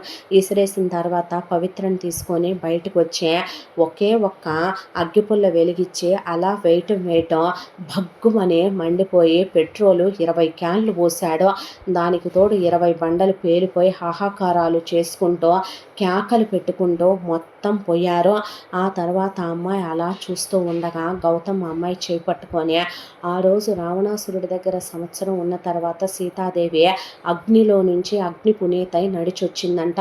ఈరోజు నువ్వు అంతే పవిత్రంగా అగ్ని స్నానం చేసేసావు, ఇక పద వెళ్ళిపోదామని ఆ అమ్మాయి చేపట్టుకొని అక్కడి నుంచి తను అనుకున్న ప్రకారం ముందే ప్లాన్ చేసుకొని జనారణ్యం ఎక్కడా లేని ఒక మారుమూల ఊరు కాని ఊరు, ఒక చల్లని ప్రదేశం, చిన్న కుగ్రామం, అసలు అక్కడ సోషల్ మీడియా కూడా లేని ఒక ప్రాంతానికి ఆ అమ్మాయిని తీసుకొని వెళ్ళిపోయాడు. వెళ్ళిపోయిన తర్వాత ఆ అమ్మాయి కళ్ళు తిరిగి పడిపోయిందే. ఒక డాక్టర్ గారి దగ్గరికి తీసుకెళ్తే ఆ అమ్మాయిని చూసి వాట్ ఈస్ దిస్ మిస్టర్ అని అడిగితే ఆమె చేతులు పట్టుకొని ఎవరికి చెప్పొద్దని తన్ని గ్యాంగ్ రేప్ చేశారని చెప్పేసరికి ఆవిడకి చాలనిపించి 6 నెలలు ట్రీట్మెంట్కి పట్టుద్ది మిస్టర్ అన్నాక నా వైఫ్ని మీరే కాపాడండి ఆవిడకి చెప్పేసరికి నీలాంటి హస్బెండ్స్ ఇంకా ఉన్నారా బాబు అని ఆవిడకి ఒక 75 ఏళ్ల వయసు ఉంటుంది. గైనిక్ ఆవిడ ట్రీట్ చేయటం మొదలుపెట్టింది పవిత్రనే. ఈలోపు పవిత్ర వాడి దగ్గర నుంచి తీసుకొచ్చిన ప్రూఫ్లన్నీ తగలబెట్టేశాయి గౌతమ్. అన్న తర్వాత ఆ బ్యాగులన్నీ ఓపెన్ చేసి వీళ్ళొక చిన్న గది తీసుకుంటే అవన్నీ తగలబెట్టడం మొదలుపెట్టాడు గౌతమ్. అయితే అందులో వరుసగా 3 బ్యాగుల్లో డాక్యుమెంట్లు, వాడు చేసే ఇల్లీగల్ వ్యవహారాల తాలూకా అగ్రిమెంట్ పేపర్సు, బాండ్ పేపర్సు ఉన్నాయి. కానీ లాస్ట్ బ్యాగు తగలబెడదాం అనుకుంటే అందులో ఒకవైపున తనకి పవిత్రకి పెళ్ళైనట్టు ఉన్న రిజిస్టర్ అయిన పత్రాలు, వీడియోలు, ఫోటోలు, ఆల్బమ్లు ఉంటే అవన్నీ తగలెట్టేశాడు గౌతమ్. అయితే దాంట్లో నుంచి ఒకవైపున జిప్పేసి ఉండి తీస్తే అందులో బండిల్స్ క్యాష్ ఉంది. చూస్తే 5 కోట్ల రూపాయల డబ్బులే. అవి కాకుండా ఇంకోటి చిన్న బ్యాగ్ పెట్టుందే. ఏంటా అని ఓపెన్ చేసి చూస్తే అందులో 100 గ్రాములు గోల్డ్ బిస్కెట్స్ దాదాపు ఒక పెద్ద బ్యాగ్ నిండుగా ఒక చిన్న గంపెడన్ని ఉన్నాయి. దాంతో అవి ఏం చేయాలో ఒక క్షణం గౌతమ్కి అర్థం కాలేదు. ఒక్కటే అనుకున్నాడు గౌతమ్, ఇక్కడే ఉంటే పవిత్ర పిచ్చిదైపోద్ది, అసలు ఇక్కడ ఉండకూడదు, వాళ్ళ ఉనికి తెలియనివ్వకూడదు, తను ఆ అమ్మాయిని హ్యాపీగా చూసుకోవాలి. ఇప్పుడు తను రాసిన ఉద్యోగం ఎటు తనకు పోయిందే. ఇప్పుడు తను జనారణ్యంలో కలిసిపోయి ఉండలేడు. వీడి కొడుకులు ఎలాంటి వాళ్ళు ఎవరికి తెలుసో అనే దాంతో బ్లాక్ మార్కెట్లో ఒక బ్రోకర్ని పట్టుకున్నాడు. ముందు ఆ గోల్డ్ బిస్కెట్లు మొత్తం వాడు 10% అడిగితే ఇచ్చేసి ఆ బిస్కెట్లు మొత్తం అమ్మితే కోట్ల రూపాయల డబ్బులు వచ్చినాయి ఆ బంగారానికే. దానికి తోడు ఒక చిన్న దాంట్లో డైమండ్స్ ఉంటే పోట్లో అవి కూడా అమ్మేశాడు. ఆ తర్వాత తన దగ్గర ఉన్న క్యాష్ మొత్తం ఒక దగ్గరికి చేర్చుకున్నాడు. ఆ తర్వాత సెక్యూరిటీ ఎక్కువ లేకుండా మా దేశంలో వచ్చి ఉంటే చాలు సిటిజన్షిప్ ఇస్తాము అనేలాంటి ఒక దేశాన్ని సెలెక్ట్ చేసుకున్నాడు. సెలెక్ట్ చేసుకుని అదే బ్రోకర్ని పట్టుకొని ముందు ఇక్కడున్న క్యాష్ అంతా అక్కడ కరెన్సీలోకి మార్చమని చెప్పి అడిగి, దాంతోపాటు వాళ్ళిద్దరి పేరు ఊరు ఉనికి కూడా ఎవరికీ తెలియకుండా వేరే పేర్లతో పాస్పోర్ట్లు రెడీ చేయించుకున్నాడు. రెడీ చేయించుకొని ఫేక్ పాస్పోర్ట్లో ఆ అమ్మాయి దగ్గరికి వెళ్ళి ఇలా దొరికినాయి, ఇలా చేశానని చెప్తే అసలు ఏది వినే స్థితిలో ఆ అమ్మాయి లేదు. డాక్టర్ని ఇంకెన్నాళ్ళు ట్రీట్మెంట్ పట్టుద్ది అని అడిగితే ఇంకొక 3 నెలల్లో మెడికేషన్ కంప్లీట్ అయిపోద్ది, ఆ తర్వాత ఇక అమ్మాయిని మామూలు చేసుకోవటం అనేది మీ మీదే ఆధారపడి ఉంటుంది అని డాక్టర్ చెప్పిన తర్వాత ఆ అమ్మాయిని జాగ్రత్తగా చూసుకోమని డాక్టర్ గారికి అప్పచెప్పి అక్కడి నుంచి ముందు తనే ఆ దేశానికి వెళ్ళాడు. మొత్తం అక్కడ ఉన్న సిచ్యువేషన్స్ చూశాడు. ఒక ఇల్లు చూసుకున్నాడు. చాలా పెద్ద స్థలంలో ఉన్న మధ్యలో ఒక చిన్న ఇల్లు. అక్కడ ముందు సెక్యూరిటీ సిస్టమ్స్ మొత్తం చూసుకుని అక్కడే తను ఏం పెట్టుకుంటే సాగుద్దా అని చూసుకుని అక్కడ తను ఒక చిన్న షాప్ లాంటిది పెట్టుకోవచ్చు. ఈ డబ్బంతా అక్కడికి మార్చేసుకుని ఆ తర్వాత మళ్ళీ తిరిగి వచ్చి ఆ అమ్మాయిని తీసుకొని వెళ్ళిపోదాం పదమనమని ఫ్లైట్ ఎక్కించి ఆ తర్వాత ఆ అమ్మాయిని తీసుకొని బయలుదేరాడు. అలా ఫ్లైట్లో ఆ అమ్మాయి అతని గుండెల మీద వాలిపోయింది. ఆ తర్వాత వెళ్ళగానే ఆ ఇంటికి ముందు రిజిస్ట్రేషన్ చేయించేసుకొని వాళ్ళు అక్కడ కొనుక్కున్న ఇంట్లోకి వెళ్ళిపోయారు. ఆ తర్వాత ఆ అమ్మాయి మెల్లమెల్లగా నువ్వు ఇలా ఉంటే నేను చచ్చిపోతానని, నువ్వు లేకపోతే నాకెవరున్నారని, నువ్వు జరిగిపోయిన విషయాన్ని తలుచుకుంటూ బాధపడొద్దని, లైఫ్ లాంగ్ నీకు నేనుంటానని, అంతకుముందు మనం ఎలా ఉండేవాళ్ళమో ఇప్పుడు కూడా అలాగే ఉండాలని, నువ్వు జరిగిపోయిన గతం తాలూకా జ్ఞాపకాలను అసలు మన జీవితంలో క్యాలెండర్లో కొన్ని రోజులు లేవని, ఇలా జరగలేదని మర్చిపోయి చించేసేయమని ఆ అమ్మాయికి ధైర్యం చెప్పాడు. అక్కడ ఉన్న పద్ధతులు, భాష, ఆనవాయితీలు, అక్కడున్న సంస్కృతులు, సాంప్రదాయాలు మెల్లమెల్లగా అలవాటు చేసుకోవటం మొదలుపెట్టి ఆ అమ్మాయికి నేర్పటం మొదలుపెట్టి తనక్కడ ఒక చిన్న బిజినెస్ స్టార్ట్ చేసుకున్నాడు. ఆ అమ్మాయిని తీసుకెళ్ళి అక్కడ లీగల్గా పెళ్లి చేసుకున్నాడు. చేసుకున్న తర్వాత ఆ అమ్మాయిని ఆ చుట్టూ ఉన్న ప్రదేశాలకి తీసుకెళ్ళి దగ్గరికి తీసుకొని ముందు ఆ అమ్మాయి పూర్తిగా కోలుకుందే అన్నప్పుడు ఆ అమ్మాయితో తనే ఫిజికల్గా క్లోజ్ అయ్యి ఇంటిమేట్ అయ్యాడు.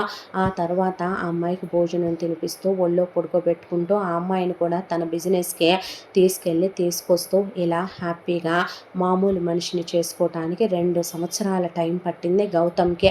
ఆ తర్వాత పవిత్ర ఇప్పుడు అన్నీ మర్చిపోయి నార్మల్గా ఉంటుంది. ఆ తర్వాత 7 సంవత్సరాలకి పవిత్ర గర్భవతి అయ్యింది. ఆడపిల్ల పుట్టకూడదు, నా బ్రతుకులా దాని బ్రతుకు అవ్వకూడదు అంటే ఆ అమ్మాయిని భయపడొద్దు, బాధపడొద్దు అన్నాక ఒక్కడిని బాబుని కన్నారు.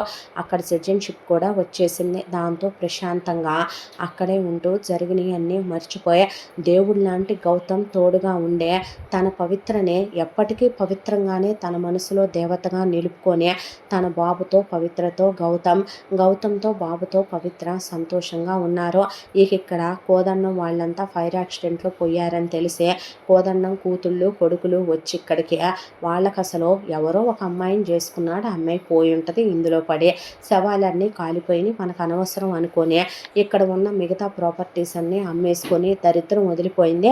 అసలు దేవుడు ఎంత లేట్ ఎందుకు చేశాడో వీడిని ఎంతకాలం ఉంచి అనుకొని వాళ్ళు అమ్మేసుకొని ప్రాపర్టీలు డబ్బులు తీసుకొని మళ్ళీ వాళ్ళు ఏ అబ్రాడ్ కంట్రీస్ నుంచి వచ్చారో అక్కడికే వెళ్ళిపోయారు. పోలీసులు ఫైర్ యాక్సిడెంట్ అయిందని చెప్పి కేసు క్లోజ్ చేసేసి ఉన్న శవాలన్నిటితో పాటు 10 మంది పనోళ్ళు ఉండాలి, అతని వైఫ్ ఉండాలి, ఎవరో 2 చుట్టాలు వచ్చారో అనేది రాసుకొని క్లోజ్ చేసేసారు కేసు. ఇంత దాంట్లో పవిత్రని వెన్నుపోటు పొడిచే కనీసం ఒక్క ఫోన్ కాల్ కూడా గౌతమ్కి చేసి చెప్పకుండా చెల్లెలి జీవితం పతనం అయిపోయినా పర్లేదు, మన జీవితం బాగుండాలి, మనకి మాత్రం వయసులో ఉన్న మొగుళ్ళు రావాలి, మనం మాత్రం సుఖపడాలి అనుకున్న పవిత్ర అక్కలు నలుగురికి మొగుళ్ళు 2 3 పిల్లల్ని కన్న తర్వాత వీళ్ళని పడేసి చితక్ కొట్టేసి వాళ్ళకి అన్ని వ్యసనాలు ఉన్నాయి. దాంతో వాళ్ళు వీళ్ళెదురుగానే ఉంపుడు గత్తెల్ని తెచ్చుకొని కులుకుతో తాగుతూ వీళ్ళని చావు కొట్టేస్తూ పిల్లలున్నారు కాబట్టి అమ్మా నాన్న చెల్లి కూడా ఫైర్ యాక్సిడెంట్లో పోయారు. ఇప్పుడు డబ్బులు పెట్టేవాళ్ళు కూడా లేరు. మొగుళ్ళను వదిలేసి ఎక్కడికి వెళ్ళి బతుకుతాము, వయసులు కూడా నడి వయసులకు వచ్చేసాం అనే దాంతో వాళ్ళు తన్నినా తిట్టినా పిల్లల్ని పెట్టుకొని మిషన్లు కుట్టుకుంటూ ట్యూషన్లు చెప్పుకుంటూ నానా నరకాలు పడుతూ చిత్రవద అనుభవిస్తూ ఎంతోటి పెళ్ళిళ్ళు చేసుకోకుండా ఉన్నా పోయేదేమో. ఆ రోజున గౌతమ్కి చెప్పున్నా కూడా చెల్లిని తీసుకెళ్ళిపోయే గౌతమ్ పెళ్లి చేసుకొని గౌతమ్ కాళ్ళు పట్టుకున్న 4 గవర్నమెంట్ ఉద్యోగస్తుల్ని తీసుకొచ్చి మంచి వాళ్ళకి ఇచ్చి పెళ్లి చేసి ఉండేవాడేమో. జీవితంలో పెద్ద తప్పు పాపం చేశామనే దాంతో బతుకంతా ఏడ్చుకుంటూ జీవితాలు అలా గడిచిపోతున్నాయి. పవిత్ర అక్కలే అంతా. దాంట్లో గౌతమ్ వాళ్ళ అమ్మ నాన్న ఫోటో తీసుకొచ్చి గౌతమ్కి పవిత్రకి ఉన్న మెమరీస్ మాత్రం ఆ దేశం నుంచి ఈ దేశం కూడా తెచ్చుకున్నాడు. అవన్నీ చూసుకుంటూ ప్రశాంతంగా వాళ్ళ జీవితం ఆనందంగా అలా వేసుకున్న డబ్బుల మీద వడ్డీ వస్తుంది. బాబుని చదివించుకుంటున్నారు ఆనందంగా. వాళ్ళు పెట్టుకున్న బిజినెస్ సక్సెస్ అయిందే. ప్రశాంతంగా ఊరు కాని ఊరు, దేశం కాని దేశమైన గతంలో నుంచి భార్యను బయటికి తీసుకొచ్చే మనశ్శాంతితో ప్రశాంతతతో బ్రతుకుతున్నారు గౌతమ్ పవిత్ర. ఎంతటితో ఈ కథ పూర్తి. మళ్ళీ మరొక మంచి కథతో కలుసుకుందాం. తప్పకుండా మన ఛానల్ని లైక్ చేయండి, షేర్ చేయండి, సబ్స్క్రైబ్ చేయండి, బెల్ ఐకాన్ క్లిక్ చేసి ఆల్ అనే బటన్ని ప్రెస్ చేయడం మర్చిపోకండి. ఇంత మంచి కథను మనకు అందించిన కథా రచయిత్రి సాయి లలిత గారు. మరో మంచి కథతో కలుసుకుందాం. తప్పకుండా మన ఛానల్ని లైక్ చేసి సబ్స్క్రైబ్ చేయడం మర్చిపోకండి. Thank you so much.